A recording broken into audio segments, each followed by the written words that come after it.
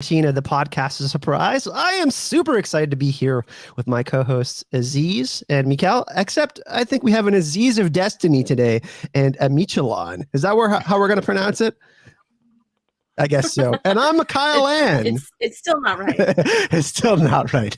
But welcome, everyone. Thank you for tuning in on this Saturday night. We know this isn't the usual time slot that we're at, but of course, we got to adjust things and make do with what we have. So we're excited to be here.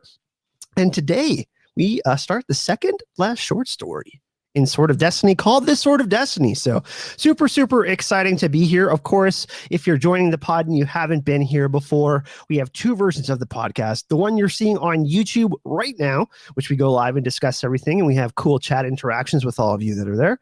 And we also have our anchor.fm where you can find us. And that's where we have our playlist of awesome episodes that you can check out from all the previous short stories and chapters that we've talked about here on the podcast. Surprise. Before we move on to the quote and get into the podcast, though, guys, shall we talk a little bit about the people who support the podcast, Aziz? Yeah, thanks to Maura and Andrew and Ryan and Sam and James and Elsie and Amy and Barry. You guys are rock stars. Thanks for supporting the podcast. A surprise.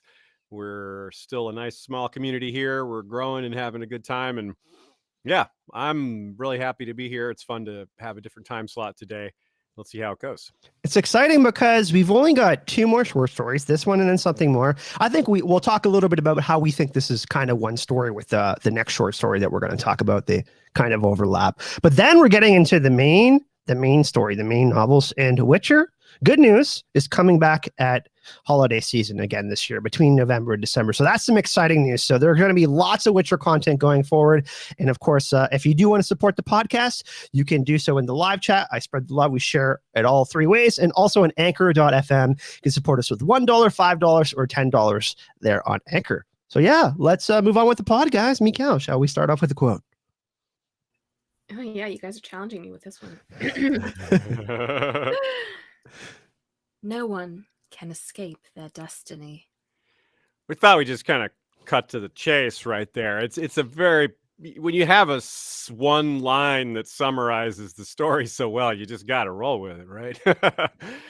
So let's see. Geralt the Witcher, on the outskirts of Brokilon Forest, observes the dead body of what he estimates is a 15-year-old boy. The distinctly marked arrow buried deep in his eye and the other arrow nearby reveal that this deed was done by dryads. Human/dryad relations have probably never been good, and that poor relationship seems to be getting worse. Geralt, given his extended lifespan, is a witness to some of this progress, a word used cynically in this context by all involved. For that and other reasons that make him seem less human in the eyes of many, such as his eyes, Geralt himself is not treated to the murderous greeting reserved for, quote, normal humans. He's known to them, some of them anyway, by the nickname Gwynblaith.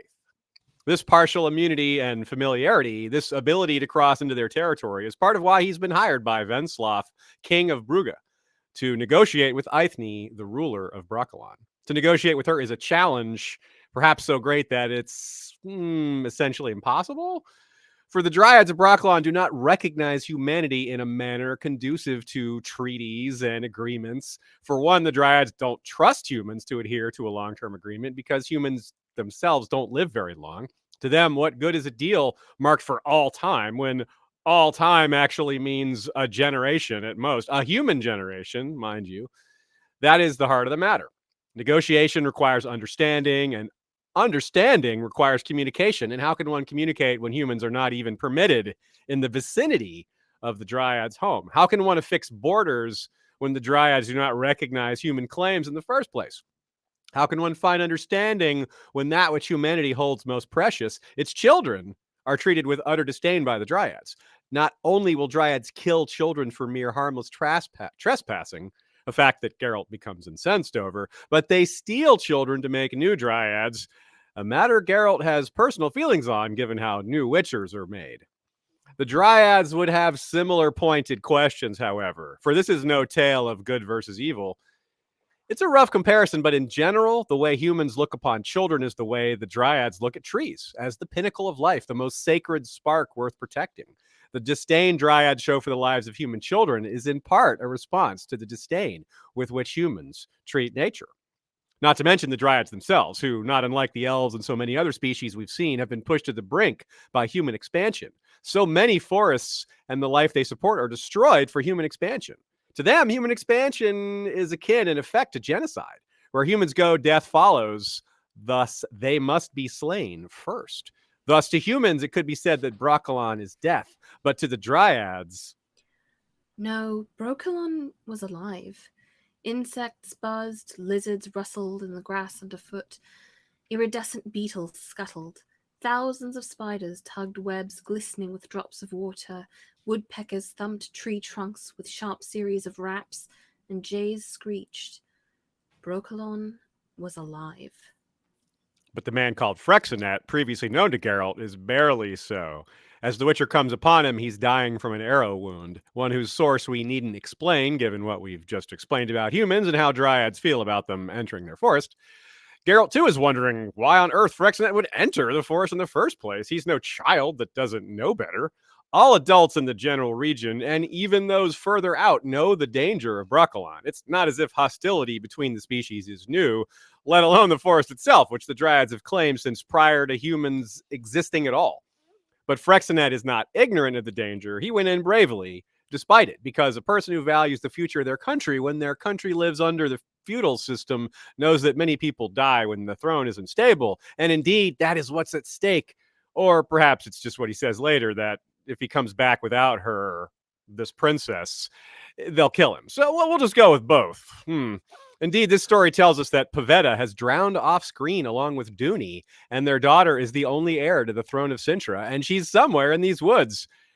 And if the dryads are willing to shoot Frexinet and children like the one Geralt found at the start, well, then one would think they'd be unlikely to hesitate to shoot this princess either. And that's what Frexinet fears. And it's hard to argue with his logic. Despite the fact that he's nearly dying and clearly knows it, he implores Geralt to save this princess, though Geralt is more interested in saving him. The decision is taken away from him by the sudden thrum of an arrow, a warning shot followed by another.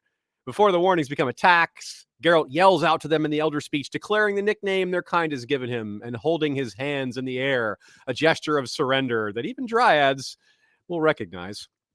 After a brief exchange in which he convinces the dryads that he's here to see their lady, and a seeming assurance that they will not follow Frexinet to die, or not allow Frexinet to die, he's escorted away. On their way, he observes through her scent that his dryad escort was herself once human. Through this, we learn more about how dryads are born, or made, for there are two methods. Those who are born come from the ritual mating of a female dryad, for dryads are all female, with a male elf or human, or maybe other species. But those who have made to drink deep of the water of Brokilon itself are the other sort, the naturalized kind, as we're told. And the living forest transforms them into dryads through this process. But the depth of their transformation depends on how early in life they take that drink. Geralt's escort named Brienne, is one such who drank later in life, perhaps around the age of 10, he guesses. This would mean she had a substantial childhood before being taken, likely parents and family and playmates who miss her, but it's been 6 to 7 years, he estimates. And what were you called before? She glanced at him and suddenly grimaced. He thought she would become annoyed or order him to become silent. She did not. I don't remember, she said reluctantly. He did not think that was true. Certainly, her memory of the ways of the forest is clear enough. She navigates them through many dangers, paths known only to the dryads, preset traps, as well as whatever kind of animal threats you might come across randomly in the deep forest. It's a long journey, enough so that they have to spend a night among bracken on a hill in the path of thermal updrafts. Sounds kind of nice. But the warmth isn't sufficient, so by dryad custom, they sleep in each other's arms, purely for warmth, utility. But perhaps if she remembers her human name, she remembers the comforting embrace of human touch. The next day, they set off again, but have an encounter along the way. Destiny is rearing its ugly head, and so is a scolopendromorph, threateningly at our new co-protagonist. That's right, at this very moment, the Witcher novels shift from Geralt-centric to Geralt/Ciri-centric. But Geralt doesn't know that yet. He doesn't know this is the princess Frexinet wanted him to find, the one he was willing to die for. Geralt doesn't even know he's dealing with a little girl at all, much less the one bound to him by the law of surprise, one he too will be willing to die for. As if to lay out the pattern going forward, Geralt has no choice in the matter. There's a giant centipede trying to kill this little someone, and he's a witcher. A witcher who is about to learn that while this encounter with Ciri seems random, it's really not. Let's again return to the matter of destiny, and how that word is also in the title of this story and this book. Meanwhile, he and Brienne kill the myriapod and set about to learning who they've rescued. It was not a dryad, nor was it an elf, sylph, puck, or halfling. It was a quite ordinary little human girl. In the center of Brokilon, it was the most extraordinary place to come across an ordinary human girl. A human girl who had made it over a day without facing any of the many dangers one could and should expect in this place. Until moments ago, and just when that trouble arrives, so does help. I mean, how lucky. But indeed, this is not random. It's the sort of blatant serendipity that tests the faith of the agnostic like Geralt, who doesn't believe much in destiny, even as he realizes what he's dealing with. He remains stubborn, for now. I'm sure it's also not a coincidence that Ciri is the same age he estimated Brienne to be when she was made into a dryad by the waters of Brokilon. At first, she won't even speak to him, but she does look familiar. He thinks he's seen her or someone similar to her before. She does indeed bear the likeness of her mother Pavetta and her grandmother, the Queen of Cintra Calanthe. All three have big green eyes, ash blonde hair, and the elder blood. Ciri tries to run away, only for Brienne to fire a shot that nearly hits her. Geralt is angry, but she shows complete disdain, reminding him where they are. As Geralt notices that the arrow bears the same fletching as the one buried in the skull of the boy at the start of the story, he's reminded that Brienne is a dryad, even if she remembers her name and still smells like a human. Ciri calms down and joins the group after all. They march on and chat. Geralt learns the identity of the dead boy he found at the beginning, a young esquire, the last one to stay with Ciri after she separated from the rest. The boy's death is a dark connection between the two. One led him to the forest where he was shot. The other fired that shot. The similarities between Brienne and Ciri are highlighted further. Due to their youth, neither of them had even heard of a witcher, let alone met one. Geralt tells them a story as they rest for the night. Ciri seems to think going to sleep without a story is a completely ridiculous concept, while Brienne never gets a story at bedtime. So they're both starved for a story, but for opposite reasons. We get it. They listen in rapt attention when Geralt tells them of the cat and the fox. The fox is clever and tells the cat how many tricks it has to evade humans, while the cat has but one. The fox laughs at this, but in the end, he's caught, and the cat escapes up a tree. They both enjoy the story, though Ciri thinks it should have had a moral. Brienne says it does have a moral. You, Moppet, should have scurried up a tree from that again, like that canny tomcat. Not pondered, but scurried up the tree without a thought. And that is all the wisdom in it, to survive, not to be caught. In the morning, Brienne leads them forward again towards the heart of Brokilon. On the way, Ciri and Geralt have exchanges of the sort you'd expect from people who have known each other a long time, though they've just met. It's as if it's meant to be. However, before they even meet her, we know Lady Aithne doesn't plan for Geralt and Ciri to be together. To her, what's meant to be is that Ciri achieves her destiny, which we're led to believe is becoming a dryad. But as we shall see, being with Geralt is her destiny. Part of it, anyway. Geralt is against the transformation and tries various arguments. He points out that Aithne is inviting revenge, given how important Ciri is. And beyond this, he points out, and get this, that it's simply wrong to steal children. Radical idea for sure, but he's a bold and progressive witcher. Aithne truly has Geralt cornered here, though, debate-wise. She points out that her knowledge of the outside world includes knowledge of the fact that he, Geralt himself, goes around just dropping the law of surprise on people as a bill for services rendered, hoping to imbue a child with the sort of magical destiny they require to make new witchers. And there lies the hypocrisy. He's hoisted himself on his own petard, as they say. How can he sit here and tell her she's wrong to steal a child to make one into their kind when he's been trying to do the same for quite a while himself? Not to mention his fellow witchers who also try to do the same.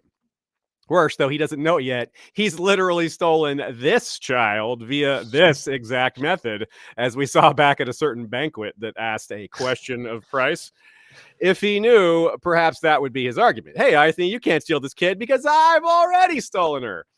And in this case, it's too late to make a change of plans. Destiny has entered the chat, or rather did some 10 years ago. And once Destiny is involved, she doesn't let go. That's right. Ciri is Destiny's child. That's who has protected her all this time. In Brokilon, she's a survivor. What? As we've seen in prior stories, though, Geralt is not the biggest believer in destiny. In this story, he flat out says it does not exist, that the only thing certain is death. The events of the preceding pages are challenging this worldview of his, though, and Frexinet does so as well. If not for you, I'd have expired in that hollow. You've rescued me again. It's destiny. That's as clear as day. You're exaggerating. Frexinet shook his head. It's destiny, he repeated. It must have been written that we'd meet again, Witcher, that you'd save my skin again. Remember, people talked about it in Ham after you lifted that bird curse from me. Totally normal thing to say. Bird curse, you say? Try saying that 10 times fast. Ciri as well perks up at this news. She is highly invested in anything to do with turning formerly human animals back into humans. After all, she's the daughter of a hedgehog. So Frexinet believes their meeting again was an example of destiny, while Geralt believes it was coincidence. And if we were to take an accounting of events leading up to now, well, Geralt never did return to Cintra to claim the child as he said he would. But he found her anyway, didn't he? Here, in this extraordinary out-of-the-way place. He may not yet be convinced, but he doesn't yet know who Ciri is. And Ciri herself, she knows who he is, and all this talk is surely making her even more confident that destiny is real. Eithne clearly believes in it too, leaving Geralt as the only non-believer in the group here. Further conversation ensues. The debates between Eithne and Geralt are a thing of wonder. The points they make to one another are akin to the sharpness in the Witcher's sword. When the debating is done, there's more understanding on both sides, but Eithne hasn't budged on the issue of converting Ciri into a dryad. Geralt can do nothing about it. He's one man in the heart of Brokilon, and the lady has made her decision. It's her call. Or is it? As Lady Eithne herself would be forced to admit, there's a power greater than her in Brokilon, one that holds sway outside Brokilon as well. The very thing Geralt doesn't believe in. The reason she tells Ciri not to fear. Yep, it's destiny yet again. Eithne asks Ciri what she wants, and she says she wants to go with Geralt because she feels that it's her destiny. Meanwhile, Geralt believes that the dryads, if they don't assimilate, will all die in time, and this is part of why he doesn't want Ciri to become one. It's like moving into a house on fire.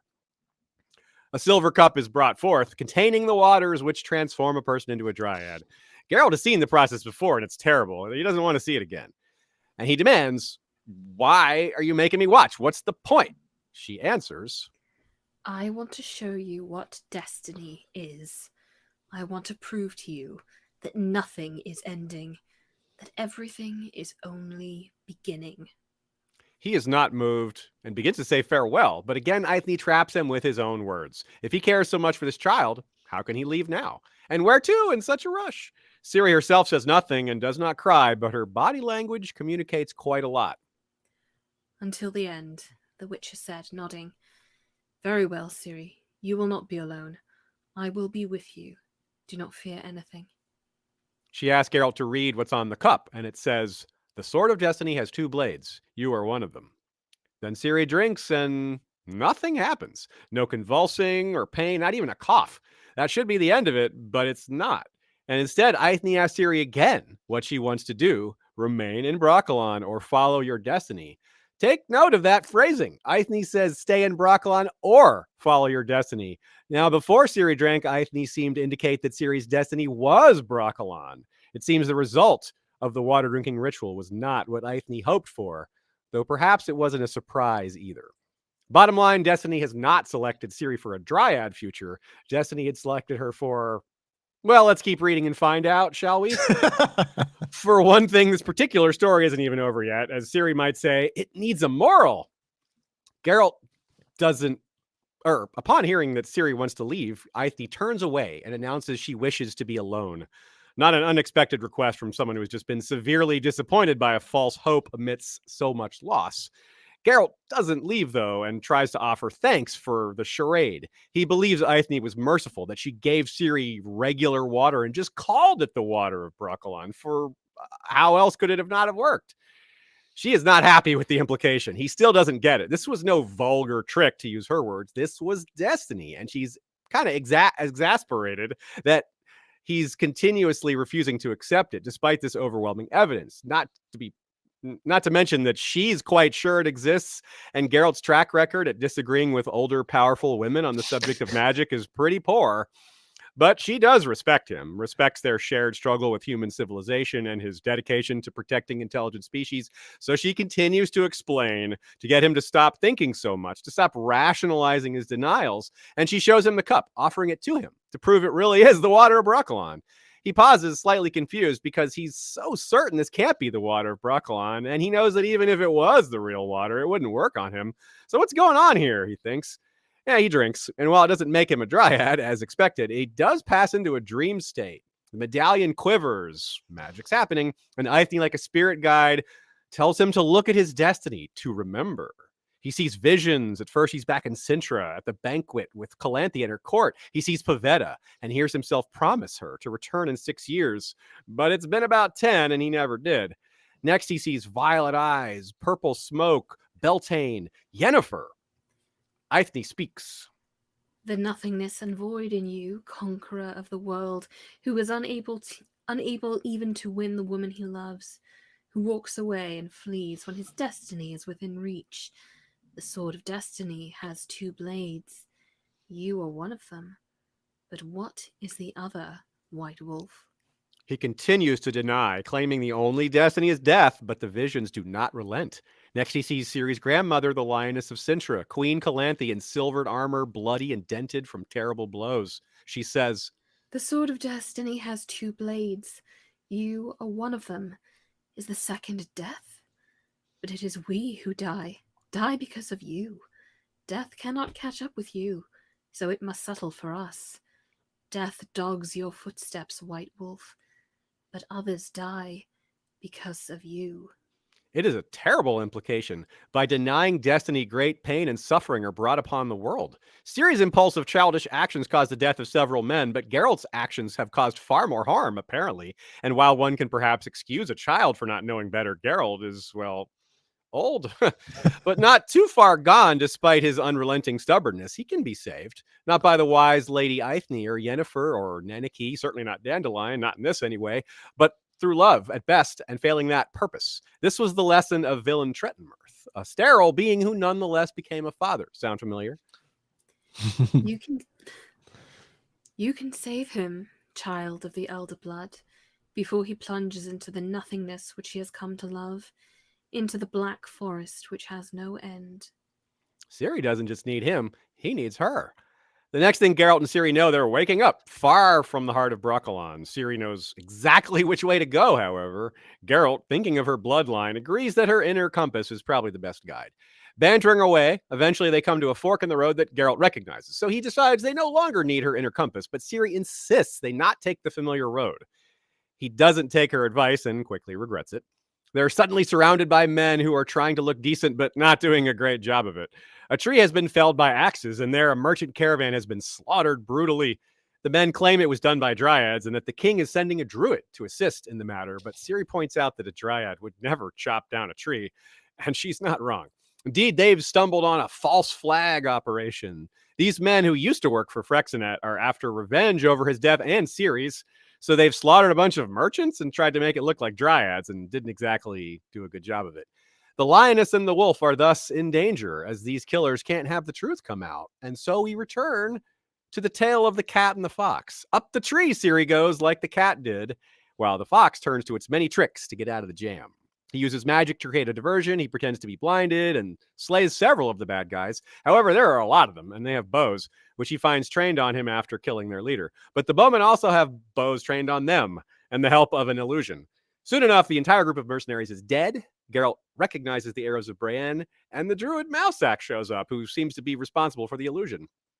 He's quite happy to have found Ciri, and she him, though she knows punishment awaits her back in Sintra.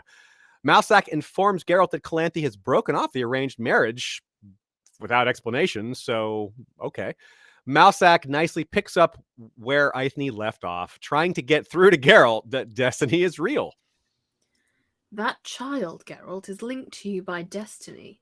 For the 3rd time, yes, the 3rd, your paths have crossed. Metaphorically, of course, particularly as regards to the previous 2 occasions. You surely can't call it coincidence. Geralt makes another excuse, saying he was trying to make a new Witcher child, but girls can't be Witchers.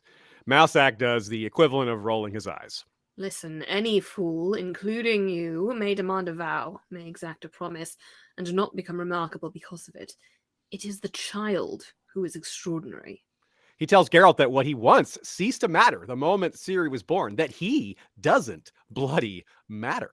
But Geralt won't accept it. His stubbornness is legendary. Mouseack is disgusted, and his response is also pretty legendary. Take advantage of sorry. Take advantage of the chance which is presenting itself. Turn what connects you to Ciri into the normal, healthy bond of a child with its guardian. For if you do not, then that bond may manifest itself differently, more terribly. Not so different from what Eithne said and what the vision showed him, and they didn't exactly coordinate on their answers. So add another powerful, wise expert in magic that Geralt won't take advice from to the list. He rides off.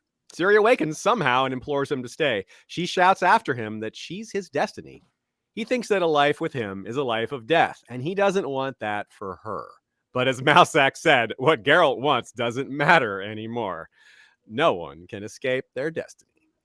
Wow. So what a story, right? So first of all, let's give it up for Aziz. That was one excellent synopsis. That was Let's give awesome, him, Aziz. yeah, that was actually my favorite synopsis so far because I think we're getting into our reactions here. We talked about this when we always do kind of our prep for the podcast. We have a couple of conversations before we go live, and we talked about like the idea of maybe his destiny as a protagonist, which you guys have brought up so eloquently, but also, when we were chatting, I said, hey, like the themes that we have talked about in previous podcasts, we see characters like Villain Trenemirth pop up again, and some of his wisdom pop up in this story. And then we see wisdom and themes from other stories. Like we see, obviously the assimilation of the elves. We're seeing kind of a similar situation here with the dryads. So I think this is such a powerful story, obviously, because I feel like personally it's really the start of the story,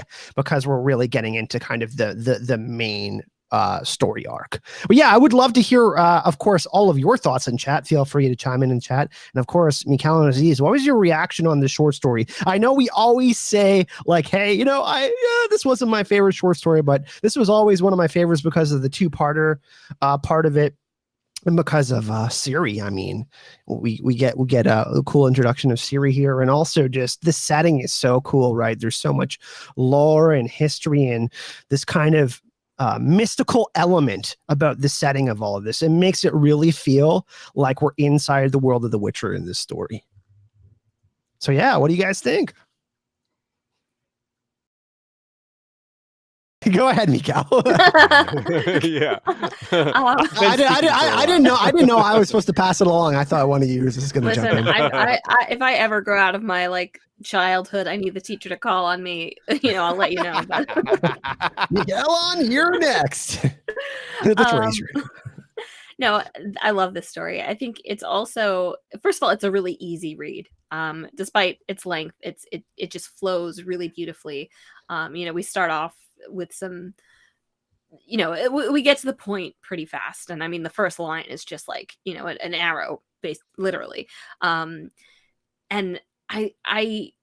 it's such a different tone in terms of like Geralt having to talk to a child or two children really, but it's Ciri being the child and the main kid in the story, and her bringing just this completely different, totally irreverent point of view to everything that's going on. And it's also, it's really interesting because especially if you've done all the work of reading all of the previous short stories, this feels really like a reward because we finally are hitting the ground where it's an arcane story. There's a lot of, we'll talk about the conversation with Eithne that has a lot of questions in it, but it's just like, we do start to feel like we really are kind of coming into the understanding of what Sapkowski is building here after a lot. I mean, for us, a year, more than a year of going through this. So yeah, it's really wonderful. I love it. It does kind of drop a lot of bombs, right? Like a calm before the storm. Does it feel like that for you guys? Yeah, a little bit for sure. There's just it's very heavy because this is some of this stuff, even though it's obviously very supernatural, there's a lot of it that's extremely relevant. And that's one thing that he's super good at doing, is blending supernatural with like down to earth human stuff. And he focuses it on the right way. Like the supernatural stuff is the exterior, and the stuff that's really focused on is the personal stuff. And that is probably what makes it so interesting, or at least one of the reasons why. But also, yeah, as far as just the way what you're saying, Kyle, about this is the kind of the start, and what you were saying, McCall, about how this really builds on everything that we've gotten to. It's true. I think I completely agree with that. It's really like a culmination of the early themes, is something we talked about as a way to phrase it. There's so many ideas that were raised in prior stories individually that all come here. And we'll be going through them individually, and you'll see what we mean if you haven't caught that already, which a lot of you probably did catch that already, at least some of them. And we'll probably be able to name a few new ones that you didn't catch. Kind of feels like a little bit like a puzzle. You know what I mean? These short stories aren't necessarily kind of this, I don't want to say that they're not connected, but when we jump into analysis of a short story, it's like, oh, okay, we kind of treat it as its own thing, its own adventure, and we can still obviously link the characters together. But now we're starting to be like, okay, we've placed all these kind of themes and puzzle pieces, and now we're like, okay, that's what's in place. And we just looked over kind of, if you kind of look at the map, there was like, oh, this story kind of really illuminated like that big piece that is going to be coming, right? Like that big central piece is going to be really focused on in the story. And that is, of course, the theme of this story, the Sword of Destiny. What does that really mean, right? Like, destiny, of course, being probably the main theme of the whole story. What does that really mean? How do we question that? How do we interpret that? But then we obviously have the double-edged kind of destiny here. Like, is Ciri going to be Geralt's death? Right? Because there's this prophetic element about this story, like you said, Aziz, this supernatural element, like really kind of leading us toward this path of this nice framing that Sapkowski has put on this story, really. Yeah, like he's basically, Mouseack says at the end, look, she's so like she's so extraordinary that like you're just going to get sucked into her orbit no matter what you do. It's not, yes, it's destiny, but it's more her destiny than yours. But your destiny is kind of subordinate to hers. It is, both of your destinies are involved, but yeah, like she's the one with the pull. We kind of talked a little bit. We don't try to spoil too many because we are going to be doing a Game of Thrones Witcher kind of comparison episode at some point. But we talked about probably, and you brought this up, Aziz, kind of this Children of the Foresty, Blood Raveny, like almost like Ciri is a little bit like Bran, right? She has all this untapped potential, and we know that she has a destiny, right? Like we know that there's some bigger part that she has to play, and we're just scratching the surface of that. We're like, oh, like the Dryads know about this, right? Like they could just tell she's special.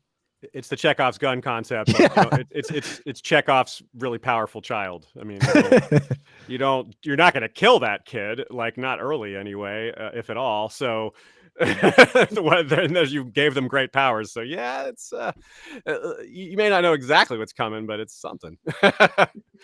And yeah, so it's like a continuation in a lot of ways of Crescent of Price. It just kind of, you could almost have, it wouldn't be fun to skip all the ones in between, but you could do that. You could go straight from Question of Price to this one, and it would work. You would miss a lot, especially some Yennefer Geralt stuff that's pretty darn important, but it would work in its own way. And that's why I said framing. It's like a story that provides a lot of context is what I find for this story. Yeah, like you don't. It's not necessarily like the kind of main pillar of the story, but it definitely is important. It's like if you as far as kind of learning all like the ins and outs that Sapkowski is trying to trick us with, lead us on. I got something to ask you guys. What do you think about considering this was sort of like an evolution of Edge of the World? Because it's got a lot of similar structure. You got these like species pushed to the brink. There's a philosophical argument between Geralt and the leader, and then at the end there's this disappointment when this powerful being doesn't choose them. Like the Lily of the Dana Meb or whatever her name is in the Elvish language. They're like, come with us, and she's like, nah. And it's just like, I think expect Ciri to be with them, and nope, that's not how it goes. And yeah, of course, we get the mention of elder blood, right? Like that's a big thing too, right? Like this is some sacred power here we're talking about. And of course, like you are right.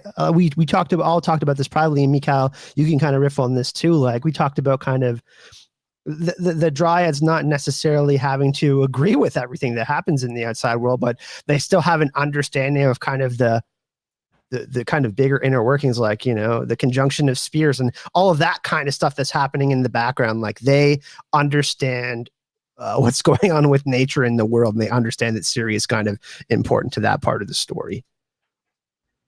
Yeah, I mean, to go back to the edge of the world thing, I actually really love that comparison because that is such an like a kind of bewildering story, you know. It's like, it has this ridiculousness in it, and then it just ends with this like wham, you know, intense philosophical, you know. So this is almost kind of like a more moderated version of that. And I don't know if this is intentional, but like when Geralt does notice Ciri, he says like it wasn't a puck, and like I think a puck is what Goatman they think it is anyway from his little iron balls that he chucks at everyone. Torque. Well, I love Torque, man.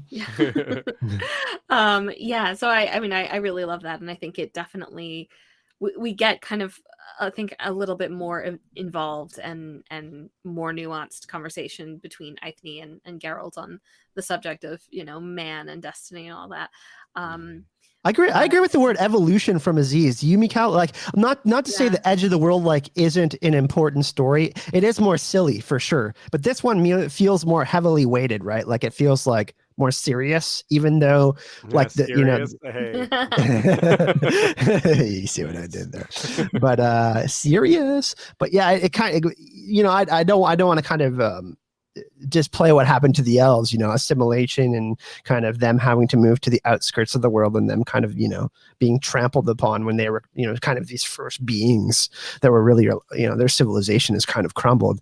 There is so many similarities there. It's like this mirror, almost like the mirror to their story.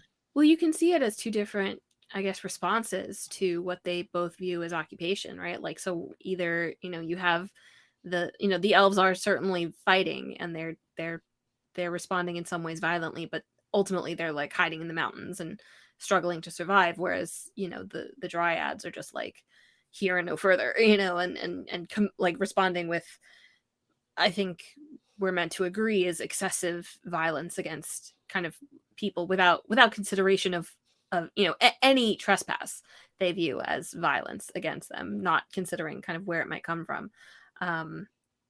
It really is interesting, right? Because like you think about this in the real world, we still have cultures around the planet. Like they say, don't go visit these civilizations, because if you have like a normal flu, you can like wipe out a total civilization. You know what I mean? Yeah. And you can see like there's just like this small population of this species is left. It's like so fragile. So you can kind of understand from their perspective and kind of from the world that we've already kind of learned and to try to understand, right? Like we've had all this context of what's happened with the elves and kind of Nilfgaard. We kind of get a little bit of spice with that, right? Like they're encroaching and gaining power. So it's not unreasonable to think that like what they're doing, like I don't necessarily agree with them just killing innocent people, but they're also protecting themselves, right? Like this kind of like holy thing that they have, right? And this is where it gets into a little bit of similarity with a little sacrifice, because the border between the two worlds there is a lot more defined, because like people can't go down there, right? And they have a limited ability to come on shore. But here that it's a lot more vague. Like you can go into Brokilon, you know, in theory, if it wasn't for the fact that they'll kill you, and dryads can leave and exist out in the world of men. But that, you know, it's a lot of challenges there, because it's unlike elves. Elves are a lot closer to humans in terms of like basic physiology and biology than dryads are.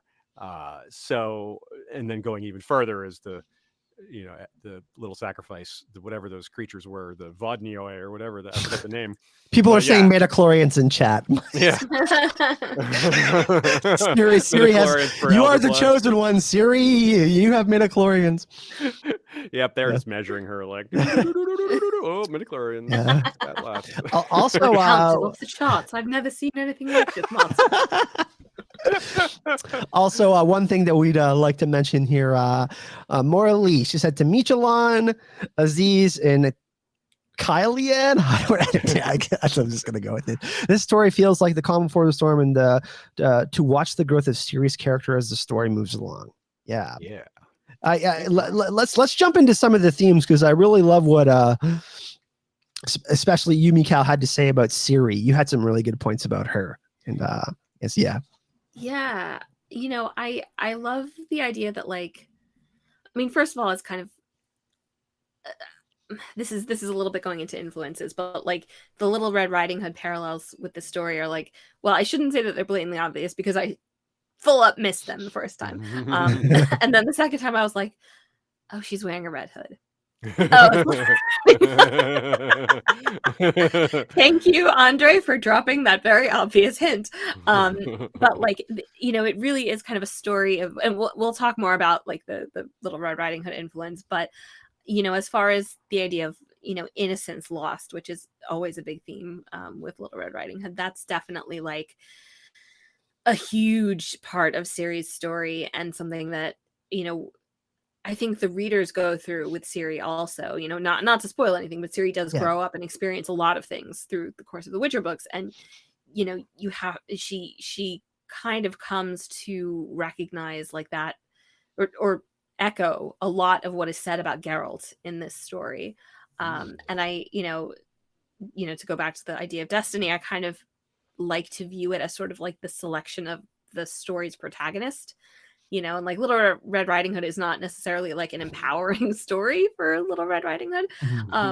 But, this becomes a very empowering story for Ciri. She really does, because like, I remember as I was like reading through the books the first time, I was like, looking at reviews, and people were like, this is so weird because I thought this was about Geralt and suddenly Ciri is the main character. And it's like, yeah, Ciri is sort of the main character. She is being selected by destiny to be the main character. And a lot of what I think Geralt does is sort of, he would never put it this way, but I don't think he can conceive of her or anyone else being a main character in his story. He doesn't live like that. He's the scythe, he's the one who death is following. And everyone else is who gets caught up in that. So, but what's so interesting about that too, and it just kind of, popped in my head, the idea of the double-edged sword. This story is called the Sword of Destiny, and what does that really mean? Obviously, swords are sharp and can kill people, but the idea that Destiny is the protagonist, for example, as you're proposing.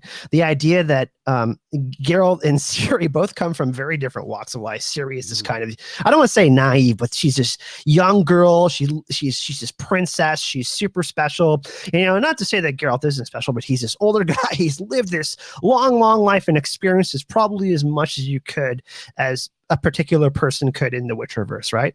But then it's almost like their sides of the sword, they have to experience each other's point of view to go forward with their stories. Without learning each other's perspective, they wouldn't survive. And it's like, without Geralt, Ciri would probably die. And if it weren't for Ciri, Geralt would probably recklessly die in some sort of war. You know what I mean? So it's like they both need each other to progress and grow and evolve. Like Aziz says, like the story really is an evolution. Even though Geralt walks away at the end of it, we know that they're going to be linking up at some sort of point again. But we know that their relationship is so integral to the growth of both of their kind of, just their paths. Their path. I like that. I like what you said a lot there. I want to just add some things. The idea of what the other edge of the sword is really, really cool. There's a lot of ways you can interpret it. And like, if one edge of the sword is death, doesn't that mean by extension the other has to be life? You can't have death without life. They can't exist without each other. And if it's just one, so if the wording is the Sword of Destiny has two edges, you are one of them. So if life is one of them, death is the other, then that's a whole different way of looking at it as far as a basis for asking further questions. And one interpretation that I sort of lean towards, and although I wouldn't ever say that there's only one correct interpretation for something like this, and I can't imagine that's what Skapkowski had in mind either. So, but basically the difference between, as far as destiny goes, choice and what you can control and what you can't control. Maybe that's a better way to put it rather than choice and something else. which is sort of what's at work here. Geralt's trying to run away from his destiny, and his choice is affecting it. And it says, look, if you continue to evade this destiny, it's still going to happen, but it's going to happen with terrible consequences. They're still going to happen, but it's going to happen in a bad way. So he does have a say in how it plays out, but it's still ultimately he can't prevent the bottom lines. But he does have a say in how the quality of them, maybe you can say, or the context of them. And that's a cool way to think about it, I think. You could say that he's maybe fearful of the ultimate end reaction of all of that, maybe. You know what I mean? He's maybe thinking about that future, like because Mikhail, you mentioned it, like, hey, like he's kind of fearful that if Ciri follows him, that's what her path is going to be, because his path has been full of death, right? Like that is, he's worried that even though Destiny has their own unique path for Ciri, he's worried that it would like kind of corrupt her path in some sort of way. I mean, I think he thinks she's going to die. Like, I think he imagines her as just another victim of the destiny that kind of keeps chasing after him. You know, I don't think he yet has any real idea that Ciri has the capacity to be the causer or the bringer of death. Which I get. She's maybe 10, you know. Yeah, he's got a little bit of ego in it, maybe, because it's like all these powerful people who know their business about magic are like, look, she's really, really powerful and special. And he's like, yeah, so am I. My destiny is all about death, and I don't want to expose her to that. And they're like, dude, yours is nothing compared to hers. But he's like, no, seriously, mine is just so strong. It's so fun. It's like, so funny too, because he's like, we think about this on the scale of multiple worlds. How about that? Yeah, multiple worlds. It's so funny because everyone kind of, even Aetne and the other people, kind of embrace this, you know, idea of destiny, and Geralt is the one that ultimately walks away from it. And it's not the first time that Geralt has walked away from anything, like we've talked about, you know, his kind of idea of what relationships are. And he, you know, he's it's difficult for him, because look at what happened. His relationships weren't formed the way that he wanted, because he got taken away from his family. He got made into a witcher, and you know, that is something that has supremely affected the way he views the world, right? And I think he worries that for Ciri, because even though he doesn't necessarily know her yet, he fears that for her, because he's already experienced that and seen others fail on the same path as him. Yeah. Nice. I mean, I think it's also, you could say that like Geralt is you know, he's expressed contempt for destiny before, but I think part of the way that manifests in this story is, you know, we meet him and he's on a mission that he has no real stake in, right? He's a messenger. He you know, he doesn't want the dryads to die, and he doesn't want more humans to die, but ultimately he has actually no real stake in that fight. He also doesn't think it's going to work. He's like, this is a waste of time. Exactly. And I think that's a really good point, because he's almost like when you know, I don't know, I can't really think of an example, but he's basically like issuing responsibility, you know, based on how, you know, nihilistic his base ideology is, you know, that kind of comes out later, like the dark forest that he's in. And yeah, I think it's really telling that like he's not even earning money for himself, really. I mean, I guess like he is promised money, but like it's just a very it's kind of pointless. Yeah, this is a great theme we've uncovered here, because we've been talking about how like the villain Tretmor thing is like, look, Geralt, you need purpose. And like, so it's a great idea for Sapkowski to give him this utterly pointless mission that he's on, that he knows is pointless, that almost nobody else, like the people who sent him, don't think it's pointless. Like he's just like lonely in realizing how pointless this is. And so it really both highlights his loneliness and the lack of purpose here, which both are what Ciri has to offer him, yet he still walks away from it, and Aithne mocks him for that even before he does it, because she knows he's going to, because that's what he always does. And magic.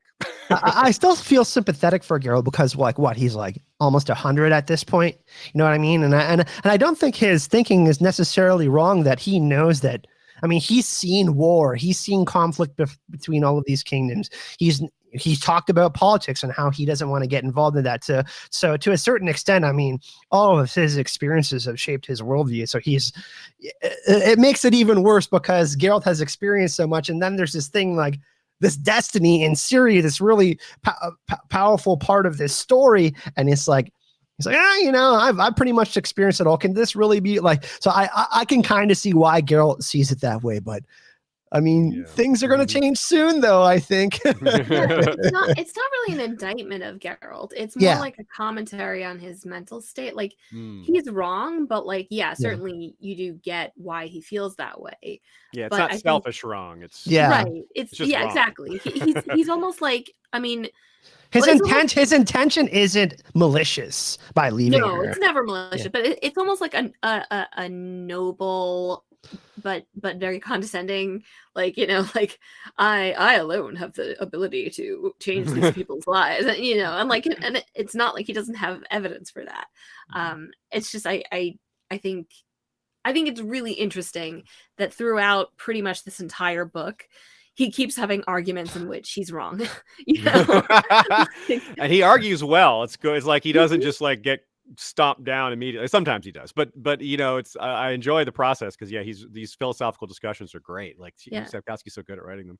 I mean, how many times have we had conversations where like he'll be arguing usually with a woman, and it'll be like they'll make an amazing point, and he'll be like, "No, Yennefer / Essie / I think it's nice that it was Mouseack this time too. Blah, blah, blah. Exactly. Yeah. So it's like it's not just women. It's like, okay, good. It wasn't just women. Yeah. It's so interesting about it. I think about with great power comes great responsibility. I think Geralt also discounts himself somewhat too. You know what I mean? He thinks that he's just a normal Witcher, but look at how many situations that could have been so much worse, and Geralt has help not be a complete disaster. You know what I mean? It's like this Geralt, maybe Geralt doesn't realize that he actually has more power in destiny, and that's part of his destiny is to maybe help out a few more people than he thinks he can help, other than just slaying monsters. Yeah.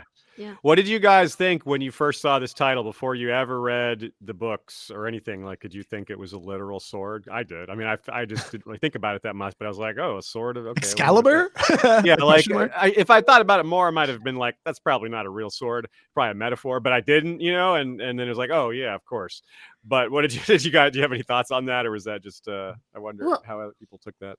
It's so funny because it sort of goes along with like the somewhat weird aesthetics of The Witcher, like the external aesthetics.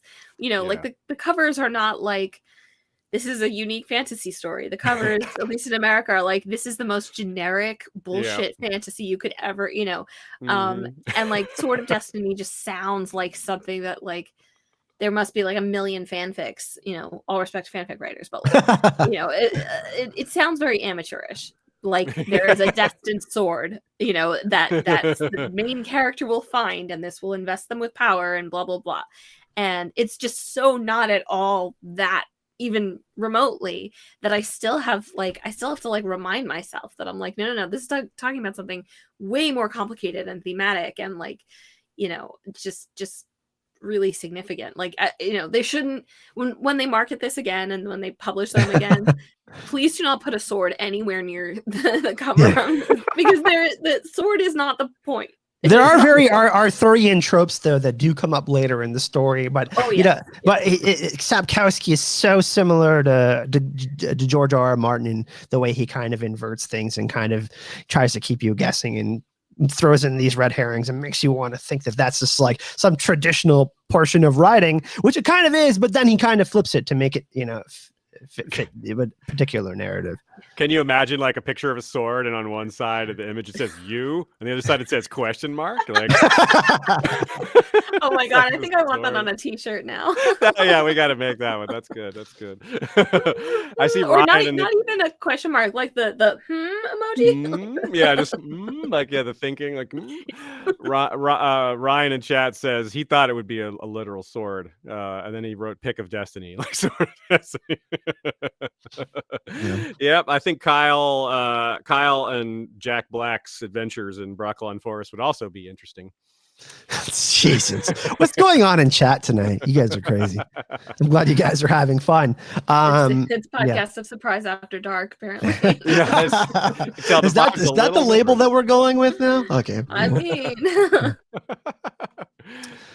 So let's yeah, let's go talk ahead. about this real quick. This moment about the breakdown of drinking from the cup. I think we figured it out, but I wanted to throw it out there and walk through it just a little bit just to make sure and hear in case you have different takes or you see what the chat has to say.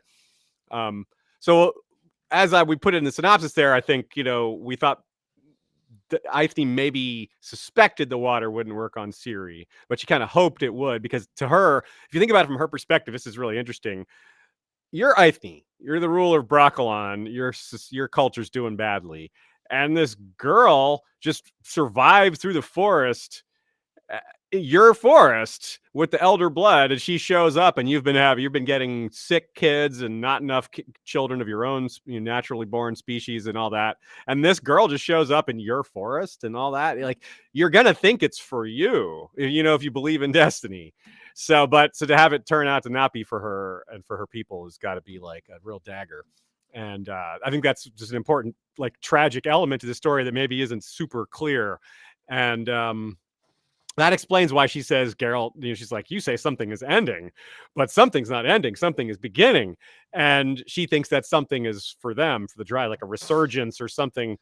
But she leaves. She doesn't say it that way because in the back of her mind, she knows that maybe that's, she can't be sure. This is destiny after all. You can't ever be 100% sure. Like just as she says, yes, a century ago, this whole section of the forest was cleared, but who can say what'll happen in another 100 years? So that's kind of her attitude. Is like, yes, destiny appears to be saying this, but I'm not going to be sure until it's sure. And I think that's fascinating. Mm-hmm. Kind of the drinking from the cup element also. Yeah. This idea, this holiness, can kind of be represented as this holy water. There's definitely throughout many different religions, this kind of idea of drinking from the cup and, kind of that type of influence. You think that is kind of a little bit of what Sapkowski is trying to get out here too? Because it has a different effect on different people, right? And he's kind of trying to tell us like, hey, this person might not be the chosen one. This person might be the chosen one. You think he's hinting at it kind of like that a little bit? Yeah, maybe a little bit. I think there is an element of faith to it because you have to believe in destiny. I think that's part of the message. It's kind of what I got from it. Like, I think if Ciri hadn't believed in her destiny, the water may have worked on her. I'm not sure that it's just the elder blood for sure, because Eithne knew she has elder blood and was expecting it to work. So I don't think it's the elder blood necessarily that is the reason it resisted. It might be the elder blood is part of what gives her destiny, and her destiny is and believing in that is part of what made the water not work. You bring up such a brilliant point too, like the idea of believing in something. Geralt doesn't necessarily believe in it, and Ciri has to take this leap of faith. That's a pretty big deal.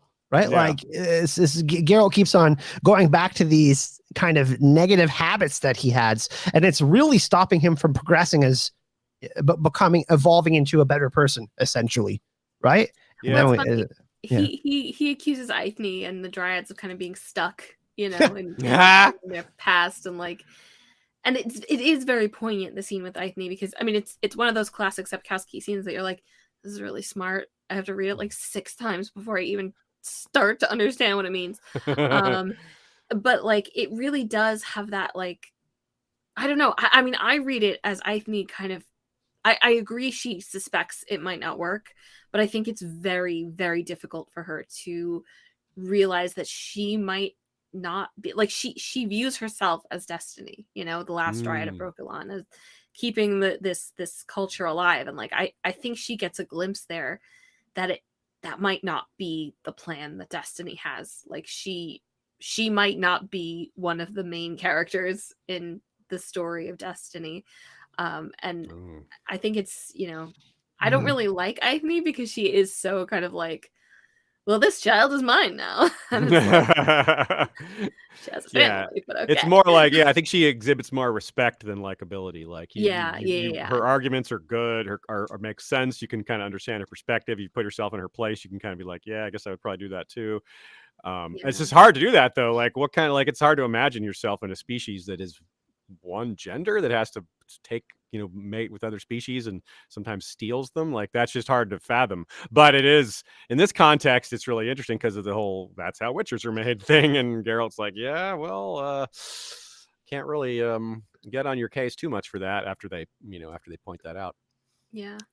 But it's so interesting how her mind works, right? She starts to consider things that she once she learns how important Ciri is, right? She's like, Yeah. she starts to pose these big questions that we're thinking when we're reading this story. It's like, oh, damn. Well, because what would that say, right? Like if Ciri was meant to be a dryad, a child of the elder blood, like a human child, survives Brokilon and somehow shows up here and like I 100% agree with you, Izzy. Like that seems like destiny is 100% in my corner. I'm right. I have like no arguments can stand against me. It doesn't matter. And then she loses that, twice really, because it's like a double whammy where she drinks and the water doesn't work. And then she chooses, to go with Geralt. And like, I think that the fact that she makes Geralt drink the water or encourages him to drink the water anyway, is kind of her last dig of like, a little bit of a bitter, she can at least be right, Yeah. And it's also just like, oh well, destiny is so important. You say destiny doesn't exist, and I think destiny is so important, and it's not going my way. But I'll prove to you that it's even more important than I even said before. Yeah. She's like, see, destiny is powerful. Even it's like though she's kind of the victim of it here, or misled by it or whatever. Yeah, that's a good way to put it.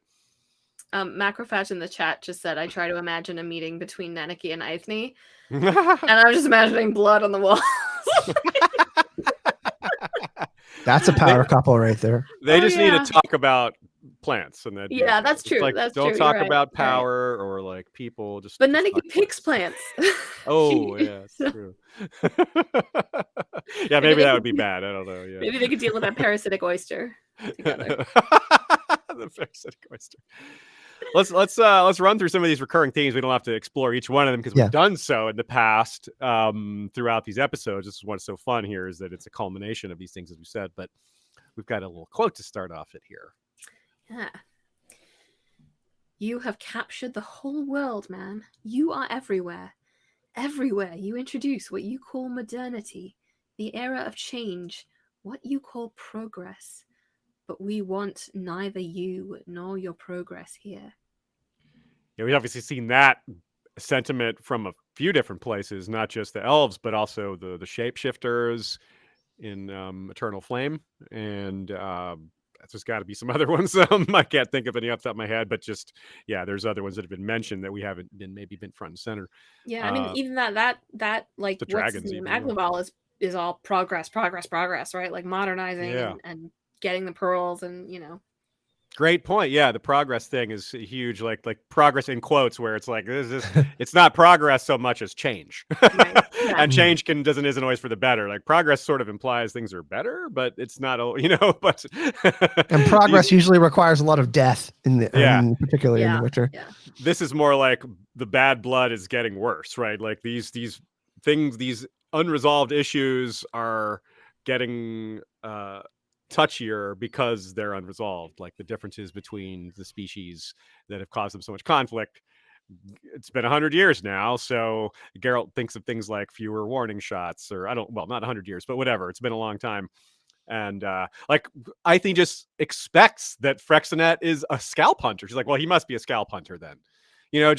That's her almost an assumption, right? And it's like Geralt's like, definitely not. He's definitely not a scalp hunter. Like, he's not a great dude necessarily, but he's not like some awful murderer either, apparently, or at least as far as we know. We don't really know that much about him, but he's not a scalp hunter. So and like this whole false flag operation they're trying, like that's not something they tried right away, because for a false flag operation to work, the enemy's tactics have to be known. You have to be like, oh yeah, they would do that. Everybody has to buy in, but that doesn't work if it's a new enemy that nobody knows anything about. Yeah, Frexinet's interesting. We'll talk about him later. It's just he isn't interesting because he doesn't react to the dryads like the false flag people do. He doesn't really.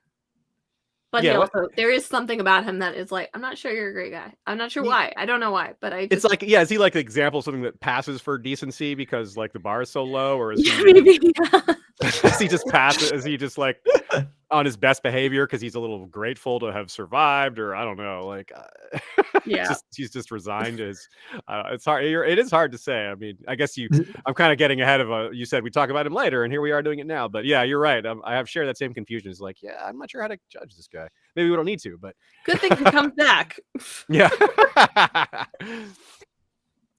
So yeah, destiny, obviously we talk about that. Infertility, the whole that infertility theme has come up a lot. Yennefer, the dragons, other things. Parenting, that's a big one. That's kind of relating to that because we have themes of like adoption and just regular parenting. And this whole Geralt like having recurring guilt over making new witchers, whether it's okay or not. And he's sees his own process as problematic. He's like, really, should they have done that to me? But he also is going along with it kind of, and it's kind of that's the only way I can put it, I think, is that he goes back and forth on it because he clearly, I think, points out that he has done this law of surprise thing a few times. It just only landed this one time. So, but he also isn't excited about it. So he clearly has mixed feelings. What do you guys think about that? Is that where you land? Yeah, I think as usual, Geralt is sort of 1 foot in and 1 foot out. Like when you're reading Question of Price, I don't think you would think that he wouldn't come back. He's very definitive. That's a good point. And obviously we'll see next week or next in the next story that story is slightly more complicated. But like ultimately he didn't have any real intention or decided not to have any real intention of taking the child and making them a witcher. And he's sort of like this person who keeps making New Year's resolutions, but like it's about other people, so he feels guilty, and like it all speaks to like the decency of Geralt's character, but it also is part of his struggle to, I think, really ultimately commit to something. And that's part of his regret, right? He has this deep, deep regret and pain. It hurts him, right? Like we have written here, what does it say, Mikhail? Water of Brokilon is a painful process. And the trial of the grasses, people like kids died. Like that's really fucking sad. Yeah. He's seen it. When he says he's seen this before, you kind of get the sense that he's seen it and he's seen things like it and he's experienced something like it. It didn't zap his memory, but it's similar. It's probably zapped some of his memory, like just because it's so traumatizing and all that. It's like I like to imagine if we were in the Game of Thrones world and like Jon and Arya were like 14 and 7, and Jon would watch Arya die, and they were super close. I'm sure Geralt had friends like that were witchers that he was close with. You know what I mean? That's probably part of why he has. Actually, that's a great point, because this is almost certainly part of why he has commitment issues. Is the other young witchers he became friends with as a boy, and then most of them died during the same training that he survived. So yeah, that would make it hard, because that would be very formative. It would happen at a very young age, and obviously things that happen to you when you're really young tend to resonate. Loss of innocence as well, right? That theme. Yeah, that's going to be a huge issue in something more with those memories coming back that haven't really been articulated so far. The past really does haunt Geralt, doesn't it? Yeah, and he's old, so it's been haunting him for a long time. Right? Like, 97 years, dude. Yeah, like that's a lot of years to be feeling your trauma or whatever. Yeah. Which is that's a theme here too. Like being, do you really want to be that old? Do you want to? That's what I thought about earlier too. Like the lifespan of a human, maybe 60, 70 years isn't so bad, because if you live to 95 or 100, you start to become jaded like Geralt is. Like, hey, can we really see systematic change? And I think Geralt really does wonder that, because he pipes up about the elves, and he kind of sees a similar situation with the dryads, and he's seen war and politics, like we mentioned. I think he takes a special type, not a special type of person, but some people, some people would be like thrilled to still be alive at that age, and some people might be a little tired of life. So he has a I really guess we'll unique. See. Let's hope we all have that. We have that choice. Which is why Geralt is such a good guy to even have the perspective that he has after how much he's went through. Like Mikhail is right. Like Geralt is a genuinely good person, but he's just been through a lot. And that's why he's so apprehensive about so many things, I think. All right, let's go. So let's see. Should we talk about influences and lore? We kind of, the two are really mixed up this time. So that's fun. Like, you guys take it away with Little Red Riding Hood. Let me just say one thing, and then I'll kick it over to you guys. I love the original names of the story was Red Riding Hood or Little Red Cap. Those were two of the earlier versions of the name. But Little Red Riding Hood and the Big Bad Wolf. And McCall, we pointed out, or you pointed out in particular, the archetype of little magic, big protect, or whatever. Oh yeah, like the Mandalorian, or big strong Yes. protect, little small with power. yes, Yeah. that. So that's the wolf and the little. So that's inverted because the wolf is the ally of Red Riding Hood rather than the So enemy. very Duncan Eggish. Yeah, Yeah. good call. Very good. Yeah. Because that's perfect. And she's gone her way to the other inversion is that she's running away from her grandmother instead of to her grandmother. So is she? I actually, I'm not sure. I guess I you're right. thought She's she running was away from the gonna go marriage that her. home, yeah. You're right. She's running away from the marriage that her grandmother arranged. So I guess she's not really running away from her grandmother. She just kind of ran away. That's how I interpreted it too, as well, Mikhail, actually.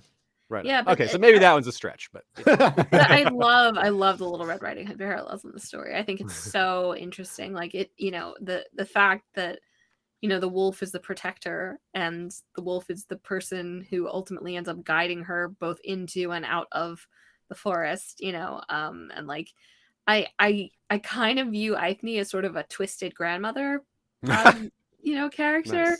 Yeah. Where she does find her at the end of the road. She does go to her house, but she's kind of the wolf in sheep's clothing.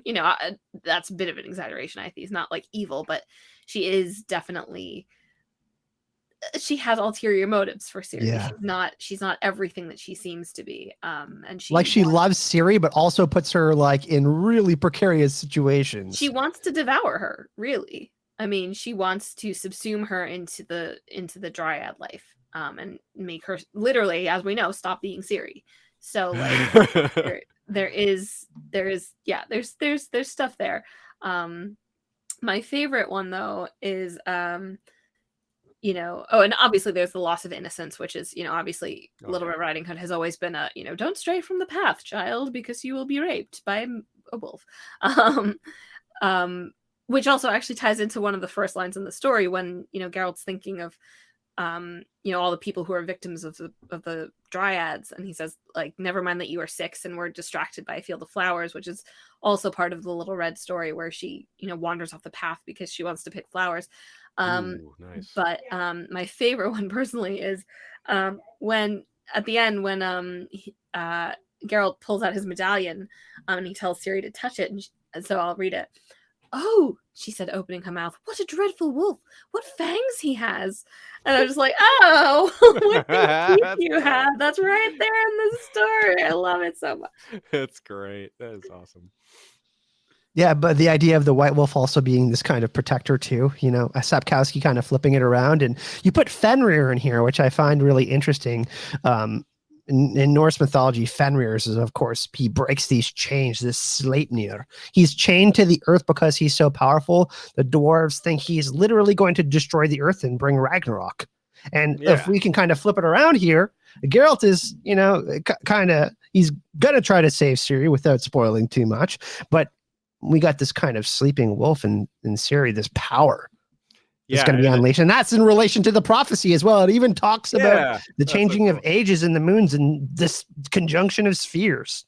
And in the Real Red Riding Hood, the big bad wolf actually swallows Red Riding Hood, which is Fenrir, and Fenrir swallows the sun, which is pretty cool. So I think I like that as a point of comparison as well. That's so cool. Because he does kind of flip it a little bit, doesn't he? Yeah, and it goes all the way back to the very first story. This is where we get the influence of where we pointed to how much Dracula was an influence on the first story, but again inverted. Instead of going around converting these girls into mini vampires, he's uncursing them. He spends a night in a sarcophagus and just all these things, got white hair. It's like, yeah, we don't have to go through it all again, but it's a similar thing where the bad guy, the villainous character still has the aspect. They still look similar to this original. Like the wolf is still a wolf. Geralt is still a wolf. This big bad wolf. He's got the white hair. He looks intimidating, but he's a good guy. Yeah.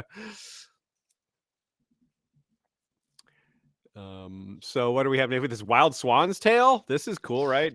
Yeah, so I kind of can't really grok why this is in here other than just Sapkowski doing his like references to fairy tales type of thing, but like, and it's another thing that like you don't pick up on unless you know it. And I didn't know this fairy tale, but I read a book called Daughter of the Forest by Juliette Marillier, and that's based on this fairy tale. But what happens to Frexinet is basically word for word the story in that fairy tale where a girl's brothers are cursed by a witch and turn into swans, and she has to sew them nettle shirts, and they have to wear the nettle shirts, and then they'll turn back into humans. And it's really interesting that the whole point of like this of Frexinet's story is that like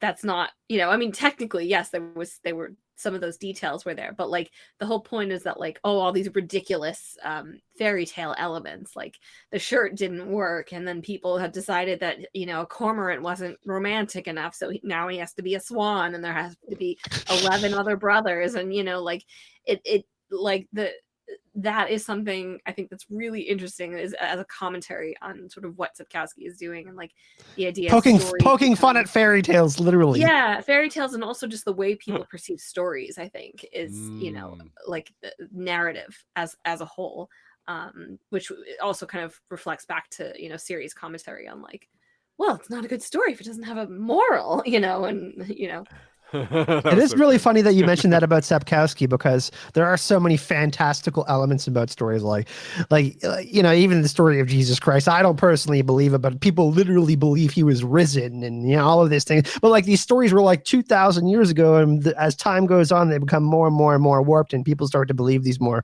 supernatural and fantastical elements about it. So I do like that Sapkowski is kind of like throwing it in our faces a little bit, like where he's like, take a look at that. The most interesting thing I ever heard about Greek myth, this is a total tangent, but was that we don't actually know if the versions that we know now are the versions that were like the general popular versions that were told back then, because it's just what's come down to us. And that could have been, I mean, who knows, like you could tell the version of like Orpheus and Eurydice to somebody from back then, and they'd be like, what the fuck, like this is not where the story goes, and it's just so interesting to me, like how our canon is really kind of so arbitrary.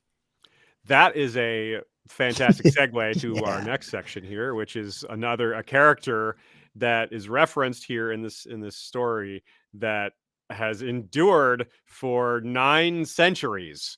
So, whoa, right? Reynard the Fox is the fox in this cat fox story, and Reynard is just all over the place in modern times and back then. Reynard the Fox is a literary cycle of medieval allegorical tales. One of the earlier versions of the animals as people, the not anamorphic, but you know what I mean. It pops up in a number of languages: Dutch, English, French, and German. So yeah, 12th century we're talking about. Reynard's recurring antagonist in this cycle is Isengrim the Wolf, which if you've read farther ahead in the Witcher novels, there is a character called Isengrim who's nicknamed the Iron Wolf. So that's a rather straight up bullseye there. Also, there's the Bruin the Bear, which is the origin of the word Bruin for brown bear. Baldwin the Ass, that's a reference to Baldwin IV, the so-called leper king, as seen in the movie Kingdom of Heaven, with some historicity and some non-historicity. There's also Tybalt the cat, which is the inspiration for Shakespeare's Tybalt, Prince of Cats or whatever. There was a Martin the ape who had the son named Monarchy, which might be the origin of the word monkey. Renard actually became the French word for fox because this character Reynard was so popular. Like they had a different word for fox, but this one just like took over. It's like how no one calls tissues, they call them Kleenexes. It's like it just took over. That word just took over. Oh, that's so interesting. Le renard. Yeah, it's so right. It's so cool. So so Renard the Fox appeared in Shakespeare, Canterbury Tales, Goethe, Nietzsche, the show The Magicians and the book, the comic book Fables. The Sword in the Stone movie was originally going to be a Reynard the Fox movie, but they just developed it until it became, they merged it with the Sword in the Stone stuff, which of course is very fitting given all the Arthurian stuff in The Witcher. And then the Robin Hood Fox, the Fox version of Robin Hood is based on this. It's Reynard the Fox. Stravinsky of many young people's sexuality. Very confusing. And Stravinsky wrote an actual opera ballet with Reynard the Fox as a character. Unfortunately, this character was even used in Nazi propaganda. Like, geez. So just all over the place, man. So, and like still now, like in modern times, there's a Renard, like there was one like 12 years ago, music. I couldn't possibly list all the references. I just picked some of the highlights. So it's just really an enduring character that's been around for 9 centuries, y'all. It's such a cool little story within the story. Love it. Yeah. If anyone's watched Shadow and Bone or read the books on Netflix, there's don't read the books on Netflix because you can't do that.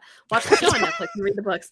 But those books have a sort of in-world fairy tale called The Too Clever Fox that also sort of echoes from this. Yeah, foxes are very predominant and also in Asian folklores too, as well, like the nine-tailed fox, and they are very mystical creatures and kind of worshipped in mythology as kind of these elegant beings. Cleverness and of course there is a rather clever fox in our Witcher reading future in A Season of Storms that comes up pretty importantly. So I shall say no more.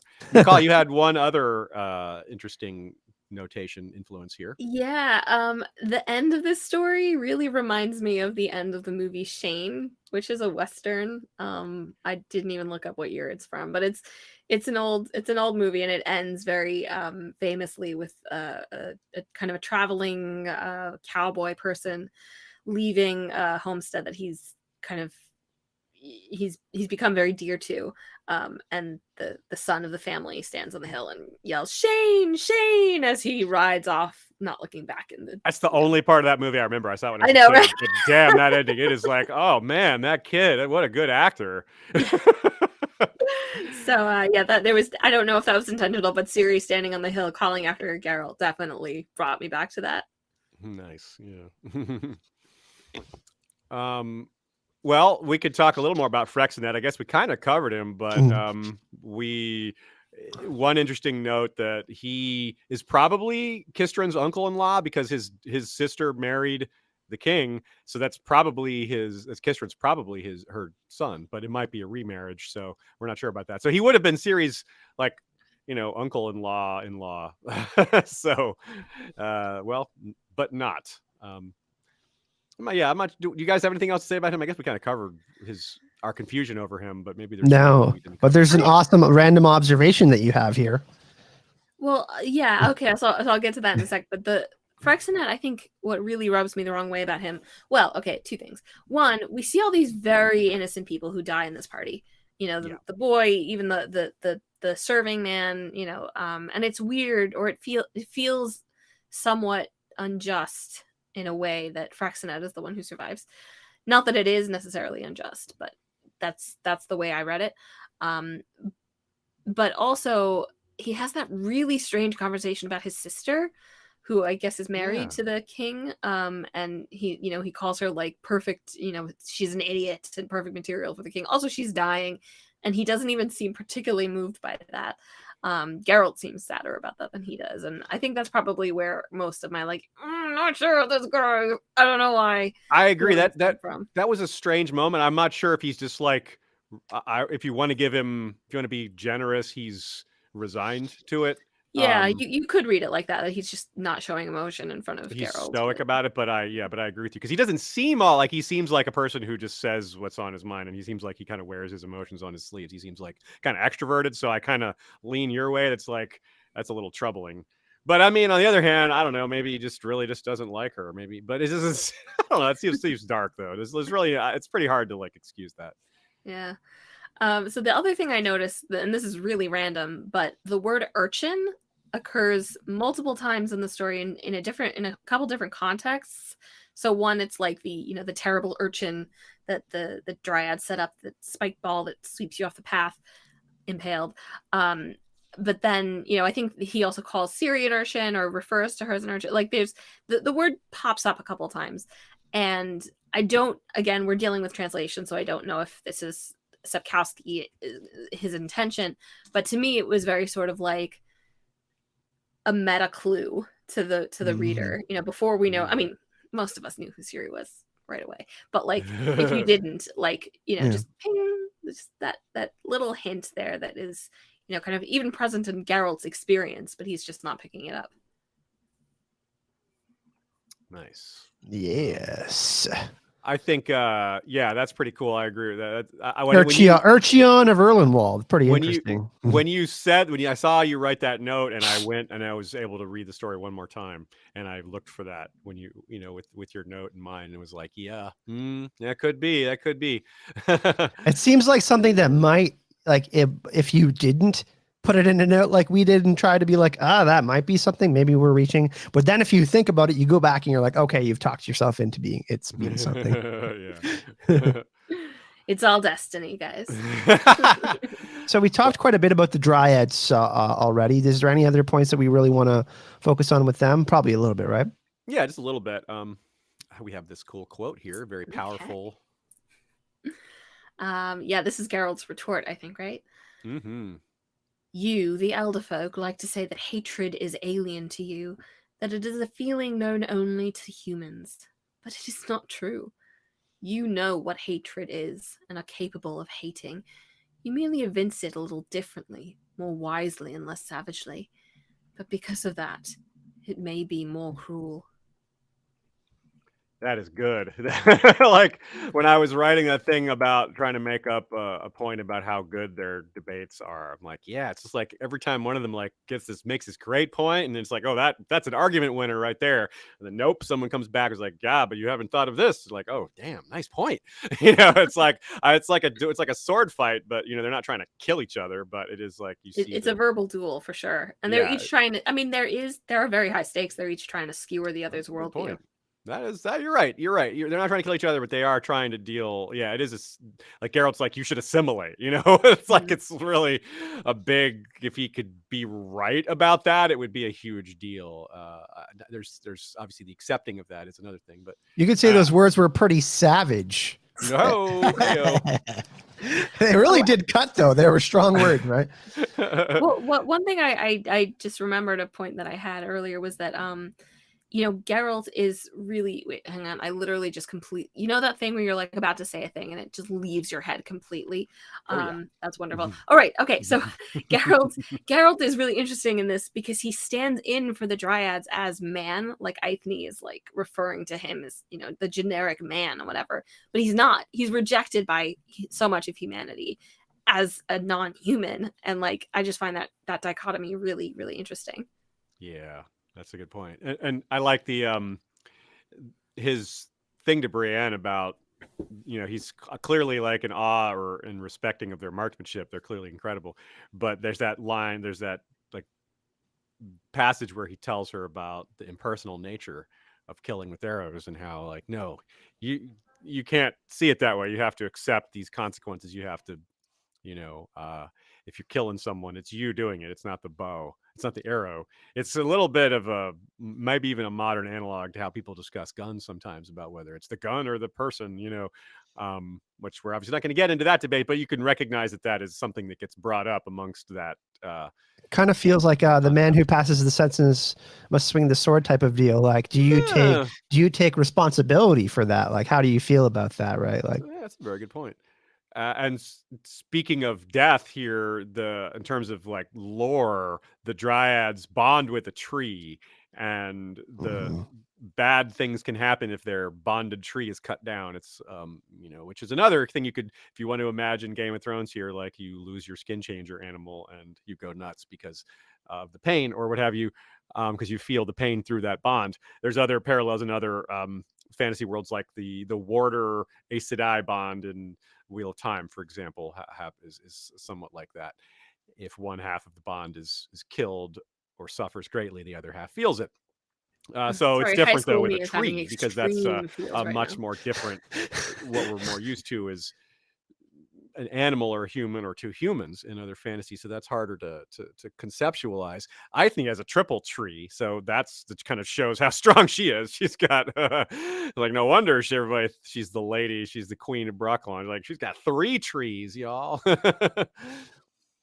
One thing that really fascinates me about their lore is the idea that they're now mating with humans. Like, humans are their sires these days, and in the past it was elves, but what else was it, or what was it before that? And just the idea that they can have these different species based on different styles. It's just, I'm fascinated by It's it. almost like the It's Amazonians like from Wonder Woman. Like, you see all females, and fantasy it's like, elements of bloodlines and magical DNA that, but in a more like survivalist way, like a more like survival of the species way. It's like they have to do this. In other contexts, it's like jerks experimenting with magic and just doing, just trying to like benefit somehow. This is like, well, we have to do this. This is literally how we propagate, I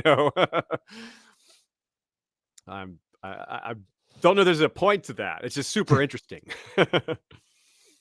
Then we have the connection we talked a little bit about earlier. If we get into the stuff about converting sick children, that's where we start to see some of the Native American themes that are really strong here. But if you think about their attitude towards children and how they're like, human children, like, they don't think it's a big deal. And we obviously as humans balk at that. But if you look at the fact that other mothers and fathers are delivering their sick kids to them like some sort of forest orphanage, like, how are they supposed to think humans take their kids seriously when they just abandon them like that and say, here, you take them. We're using you as a disease vector. We're using this helpless child that's sick as a way to make you sick. This shows how much we care about our children. Like, how are they supposed to look at that as anything but gross? And like, well, you don't love your children either, so why should we treat them special given that you do that? So, pretty powerful. You guys can still hear me, right? And then we have Geralt would have mated with Eithne's daughter. We have that reference there, but he can't do that, and then she's killed in some pointless battle. And that's part of the destiny thing that Eithne sees. One of the things from her perspective that looks like this destiny that Ciri is for them is that she sees this as a replacement, as a stand-in. Like, oh, you couldn't have a child with Moraine, my daughter, but you brought us Ciri instead, who's maybe even better. So Aziz, can you hear us?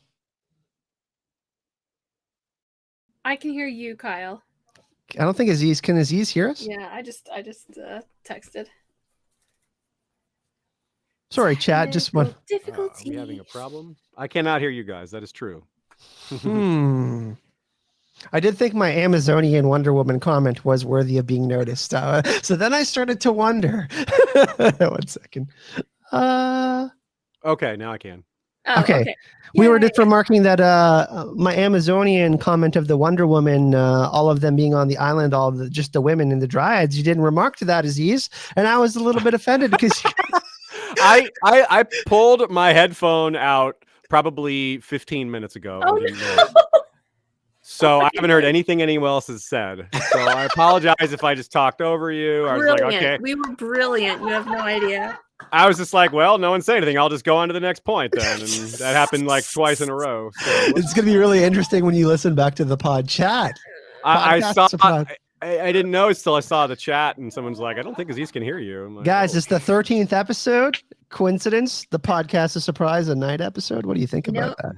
Geralt and Eithne are not hearing each other, and well, do we need to redo anything there? No. Okay, cool. You were putting the points so eloquently.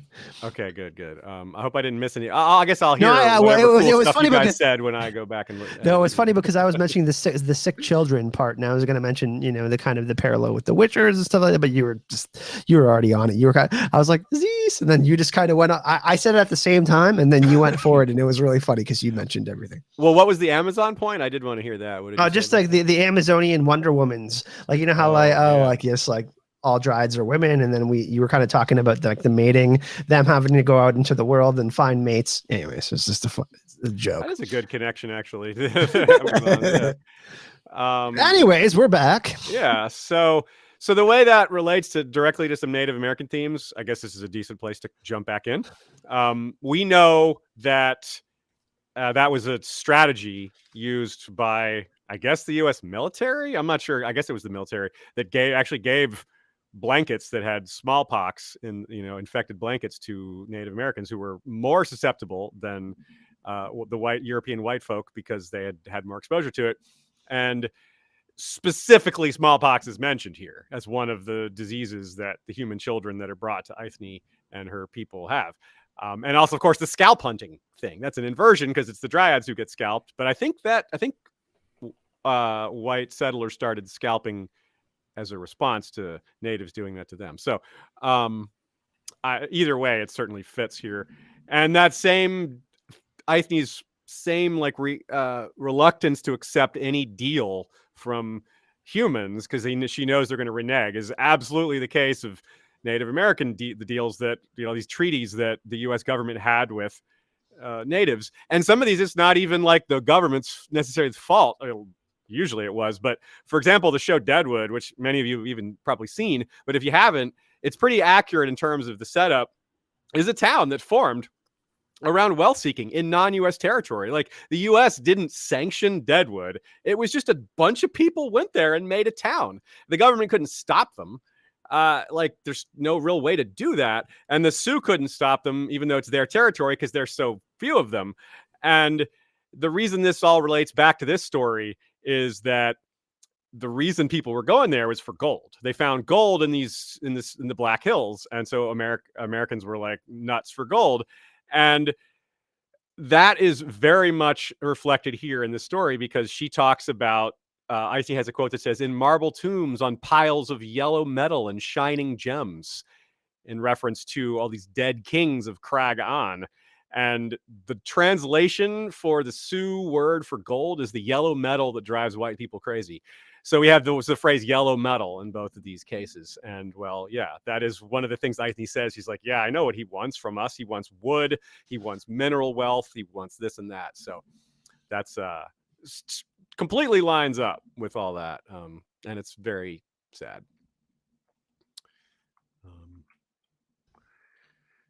Is anyone talking and I can't hear this? No. I was just typing in chat. I was just trying to catch up in chat. Now I'm making you think I'm not listening. They're really interesting characters, the dryads, aren't they? Yeah, they're super, super neat. I like it kind of works like we said earlier about their like a kind of an evolution of the elves, even though they're not related that way within the story. It's just the way he treats them within the story.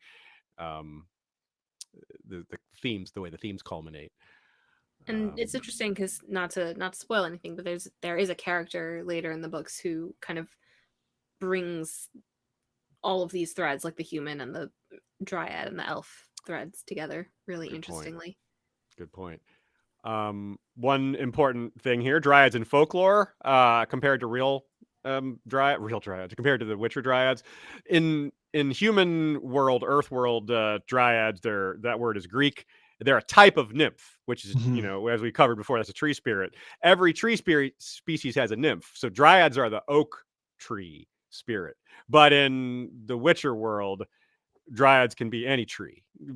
Eithne's is an oak, but they don't have to all be oaks. But in Greek mythology, that's how that works. The word dris means oak. And apparently in Celtic myth, it's like... druid means oak. Wid, the word wid means knower, so it's like oak knower. So druid can translate to oak knower, so that's kind of cool. Oak is also often associated with honor, nobility, and wisdom. Yeah, and longevity, cool? Like this longevity. So that's pretty interesting. Yeah, which obviously fits Eithne quite well as far in terms of symbolic themes. Dryads pop up in places like Paradise Lost, Anne of Green Gables, Chronicles of Narnia. There's even Roman. There's like Roman versions, sacred to Zeus as well. Yeah, it's pretty cool. Like Burma, like as in Myanmar, Burmese, they have versions of this. Like they have what's called green spirits, which are basically just tree spirits. So tree spirits also exist in like Japan. So it's pretty cool. I guess real quick, a couple other notes we have. This place Kragon gets mentioned briefly. It's a good example of what I think he's talking about, how like who knows what's happened. Yes, human civilization is inexorable, but not exclusively so. He's like, no, Geralt's like, no, it's gonna, you guys are on the brink and there's no stopping humanity. But she points to this place Kragon, where the cup was found. This is where the cup that they drink from comes from. And she's like, look, there's buried kings there who no one's ever heard of. And there's like wealth, and a city used to exist there. And now the forest is growing there. So like, don't tell me that, the forest can't make a comeback, or that we can't make a comeback, because it's clearly happened before. That's a good point.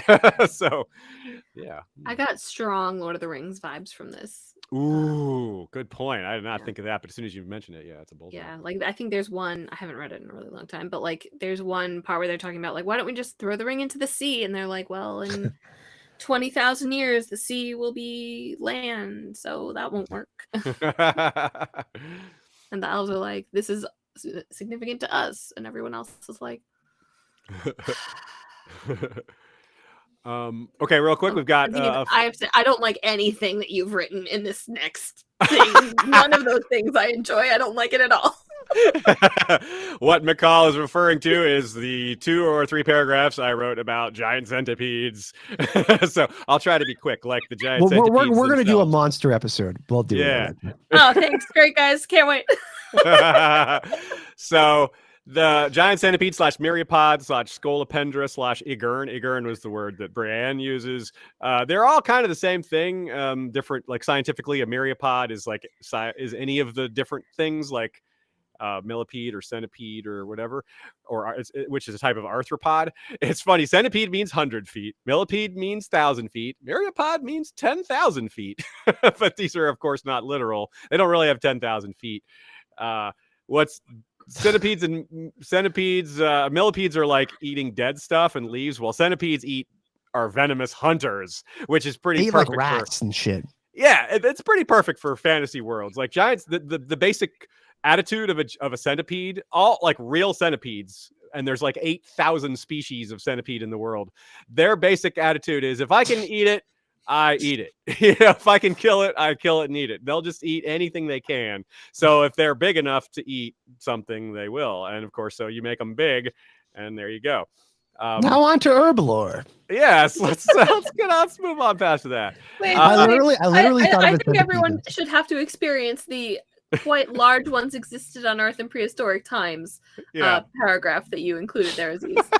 Okay, yeah, there were some really big ones, not as big as this one, but there were ones that were like several feet long, and there are ones that live even now that are alive currently on this planet that can catch bats in flight. Yes, there are centipedes crawling around right now that can snatch a bat out of midair.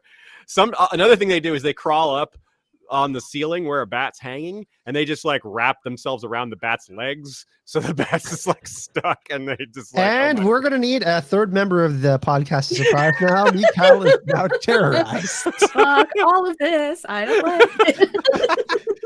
And they're so hardy. They live in the Arctic Circle, jungles, deserts. Like, you can't stop them. You know when SpongeBob goes backwards into the door and he's like, yeet, and he does the finger guns and he like closes the door behind him? That's how I kind of envisioned what Mikhail is trying to get out of the car. I see sweet Melissa in the chat says, yeah, it's going to be a no from me. Yeah.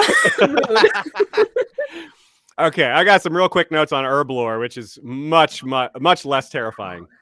We talked about oak trees already. Blackthorn, this one's awesome. Blackthorn's nickname is Dark Crone of the Woods, and it's a reference to the triple female spirit mother maiden crone dichotomy there, not dichotomy, trichotomy, triad. And so it's sacred to the crone, and which is this is a Celtic thing, so that it works out really well. Now, Brienne and the other two dryads emerge from Blackthorn when they first meet Geralt. That's their introduction, and one of the associated like phrases with blackthorns is "be ready" or "brace yourself." So right when they emerge, it's pretty perfect. But the symbolism behind blackthorn, this is where it's a real bullseye. Is the blackthorns are perfect for marking borders. That's because they grow kind of on the outskirts of forests, and they offer great camouflage, so that fits really well. But one of the major symbols is the inevitability of death. Oh, what? Like that's literally Sword of Destiny, right on there. Plus protection and revenge, strife, negativity, and bad luck. So those are and balance between light and dark. So those are some of those kind of fit, but that inevitability of death is like woo. And the marking of borders, because it happens on the outskirts of Brokilon, is a big deal here. Hornbeam, Ciri is caught next to a hornbeam tree when they meet her, and that's the strongest tree that exists in Europe. And symbols include longevity, growth, and strength. And it's a top choice for small birds trying to hide, which remember Brienne said you should have gone up the tree. And much later in the series, Ciri is going to be Zirael with the swallow, so she is kind of a small bird herself. Yeah, she's also called. He refers to her as she smelled like a damp sparrow. Oh yeah, totally. Good catch. That's nice. That's right on. Eithne is wearing a thing of clover and heather. Now we've covered heather before.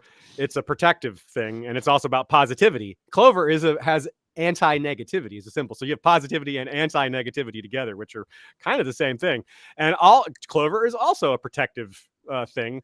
And of course, four-leaf clover, it's a symbol of good luck and good fortune. They spent the night, Bran and Geralt, before meeting Ciri, on dried bracken, which is sort of a symbol of bracken is another concealant, something that is associated with like invisibility. So that's cool. Like that's a good place to sleep, undisturbed, I guess. And then last but not least, Brokilon itself.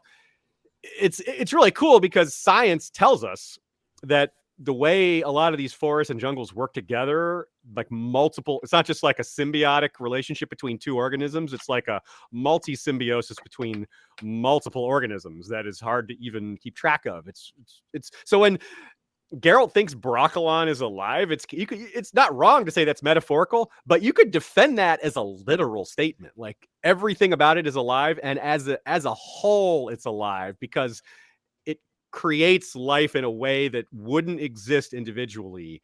And like if you take the debates of the nature of life in the real world on things like aspen groves, for example, like have you ever seen an aspen grove? They're all perfectly aligned and they all meet in the root system, and scientists debate whether or not it counts as a single organism or not. It's like, is each individual aspen tree separate like most trees, or is it the fact that they are so lined up, is that a sign that they're kind of united as one organism? So like this is really on theme because the nature of dryad life is so different.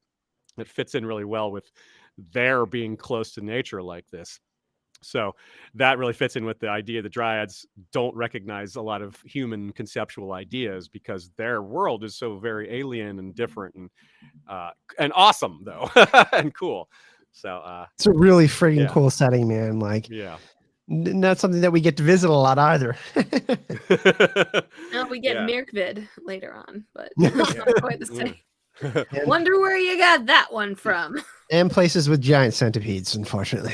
Which One we're going to be seeing in season 2, apparently. Oh, yeah. Yeah, I guess so. One last comment on that. I just thought it was cool that despite this vast forest, Sapkowski didn't give a lot of different like herbs and trees. But I think that's partly on purpose because of this unity within this like ecosystem that he presents Brokilon as one kind of singular living organism, even though it's made up of all these contiguous parts. So it kind of works for me. I like that. Hell yeah. And now we move towards the end of the stream chat where we go into our funniest moments and then our outro. Yeah. So was it funny is the question. At first I was like, this one wasn't that funny. It was kind of serious. And McCall, you were like, yeah, it's kind of sweet. And then like 2 days ago in our group chat, I was like, I take back what I said about this one not being funny.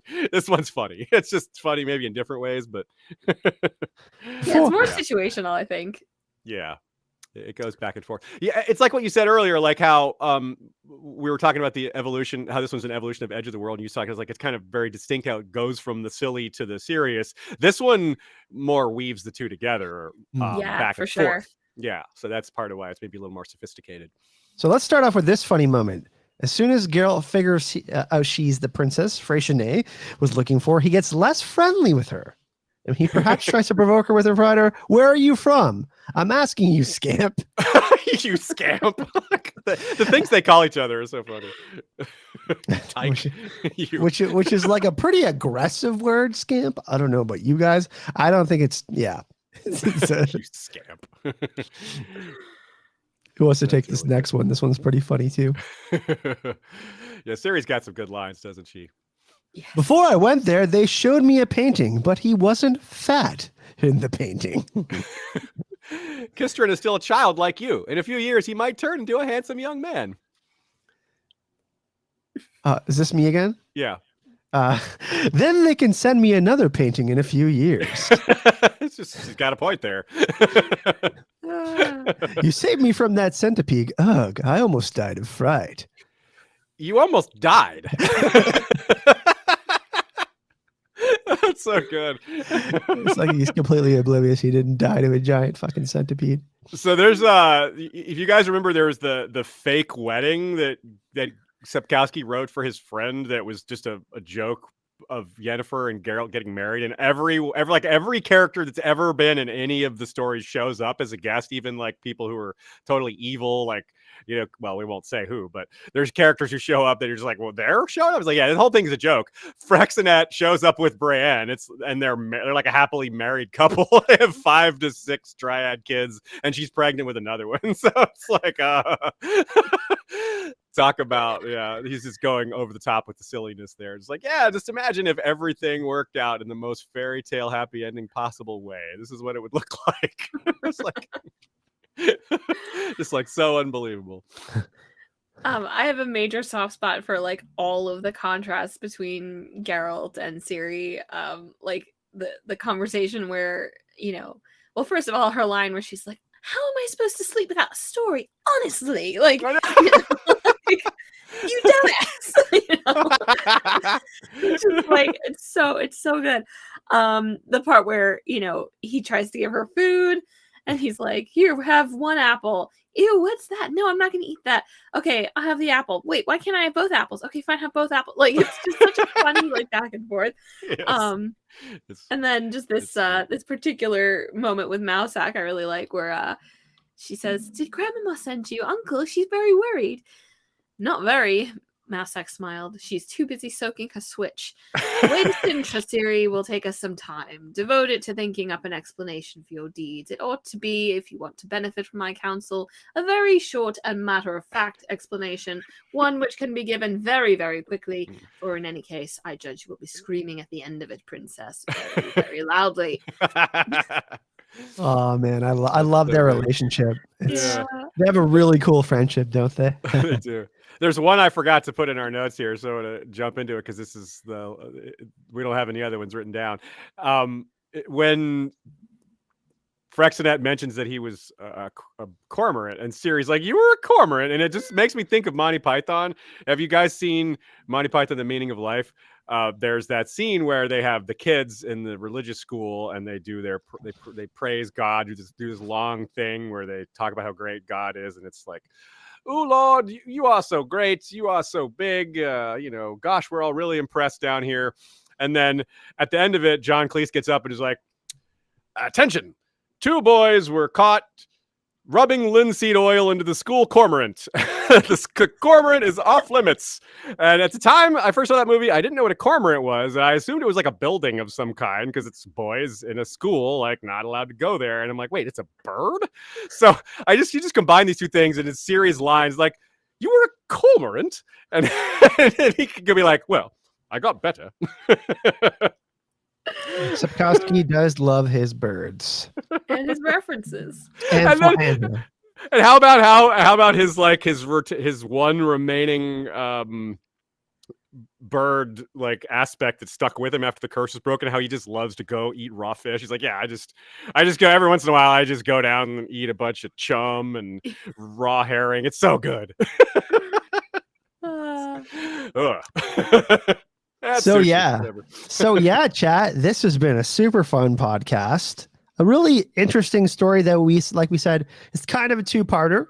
And then next time what do we have, Aziz? We have one more story to finish Sword of Destiny, then Blood of Elves. Yeah, there was a cool mention of someone cursed in this one. One of the dryads said, by the great tree. And I wonder if she's referring to the great tree that we see right at the start of Blood of Elves. Not in the there's a prologue first, but in chapter 1 after the prologue, as you guys may remember, it starts with a big discussion under this great tree, which might be the same tree. I'm not sure. Supposedly the first tree on the continent. So the dryads would think of such thing as awesome. So yeah, we're gonna have so much fun with that and all the other stuff. That's just one detail of many that we can have fun with. And we will be on our 14th episode, our next episode. We're moving along. So we appreciate all of you for joining us, of course. I did pin the post in the comment section, anchor.fm, podcast a surprise, has the links to iTunes, Spotify, pretty much anywhere that you want to listen. I also have a playlist on here on my channel, Fandom Media, where you can find all the podcast surprise and go watch them from start to finish if you so choose. It'll probably take a whole day because we talk a lot, but you will find a playlist for that. We do want to thank everyone for coming out today. Morally, thank you for that generous donation. I saw a few new faces in chat, especially Rob. You were looking on how to support us. I told Rob was asking if Patreon or the join button. I said anchor.fm because that supports all three of us. You can go there, hit that support button, $1, $5, or $10 if you guys want to support us. You don't have to do that though. If you do really want to help us, rate our podcast. Let us know what you think. If you liked it, give us a positive rating. If you didn't, well, that's up to you too. We hope that you like it, of course. And yeah, spread the word. If you guys have any friends that are into The Witcher, let them know about the podcast, and we'll make some more friends. We're trying to grow this fun community. Like we said, only one more short story left, and then we get into Blood of Elves. Pretty interesting. Yeah. What's next for you guys? Mikal, what's next for you? Well, first of all, I just want to say thank you to everyone who showed up in chat, and thank you to Kyle and Aziz for being so flexible, because this is really my fault, the time change. I have now procured employment that does not allow me to work in the middle of the day anymore. So I really appreciate the flexibility. Congratulations for that, Mikal, getting employment. It's hard to do that during a fucking pandemic. Yeah. But yeah, I'm on Twitter at InkAzrain, and I do a bunch of other podcasts with the Vassals of Kingsgrave, and also Level 7 Access podcast, where we've been talking it up about Marvel and the not so great Falcon and the Winter Soldier show, where you can hear all my salty thoughts on that. Loki's coming up soon, going to be releasing on Wednesday. For Loki. Oh, you know what, Mikal, let's collaborate on at least one episode for that. Oh my god, absolutely. It's going to be so good. In all my spare time, absolutely. I'm yours, Kyle. All right, sounds good. Aziz, what's next for you, my man? Getting back to Valerie Reedus or what? Yeah, that's right. Over on History of Westeros, we're doing the Winds of Winter chapters. This is the pre-release chapters. We're also doing audio versions of the chapters for audiobook style listening. Those are fun with music and different voice actors getting involved. It's super fun. So that's just something we're doing as a side project. So that's cool. And yeah, thanks to our supporters. Once again, Maura, Ryan, Sam, James, Elsie, Amy, Barry, and Robert B. joined during the stream, like you said. So thank you very much for Robert, for being the latest supporter here. We appreciate that very much. Woo. Yeah, and what's next for me, I guess? Tomorrow will be the return of the duel of me and Helen from the Clueless Fangirl. Nice. There's a new show on Disney Plus called Bad Batch. It's an animated kind of, I would say, bad guys version of Clone Wars, if you're into that sort of thing. So that's going to be something that's going to be filling the channel once a week on Sundays. So we're going to be doing an episode review for episode 1 and 2 tomorrow. Really, really good. If you guys are into that, I mean, they got Ming-Na Wen, who played a Fennec Shand in The Mandalorian. She's actually voice acting, right? Yeah, doing that. So really, they got a great cast of crew there. They also got Palpatine in the show. If you're into Star Wars, we're going to be talking about that. Super laid back conversations, fun, just kind of a fun kind of thing. So check that out tomorrow. More what's your TV videos are on the way. Loki videos, of course, are coming up. So going to be doing some fun talking about that time variance authority and stuff like that from the comics. So yeah, thanks everyone for joining us. I did forgot to put all of our links in the description of the video. I just noticed right now. I thought I saved it. I'm going to add it right after the podcast. So if you do want to check out Aziz, History of Westeros, Mikal, Inca's Reign on Twitter, I'm going to put that all in the description so you guys can go check out their awesome content. But once again, everyone, thanks again. Join us at the Podcast Surprise on Facebook. We just hit over 100 members, I think, right? I think so. So yeah, just send us a friend request there. We do awesome discussions. Me and Ryan Burns in the chat talk about the Witcher 3 video games. We talk about the books. We talk about the show. Come hang out with us and join our community. Thanks again, everyone. We really appreciate your support. Have a great night. Thanks for joining us. See you in the next one. Bye. Good night or good morning. Good night or good morning.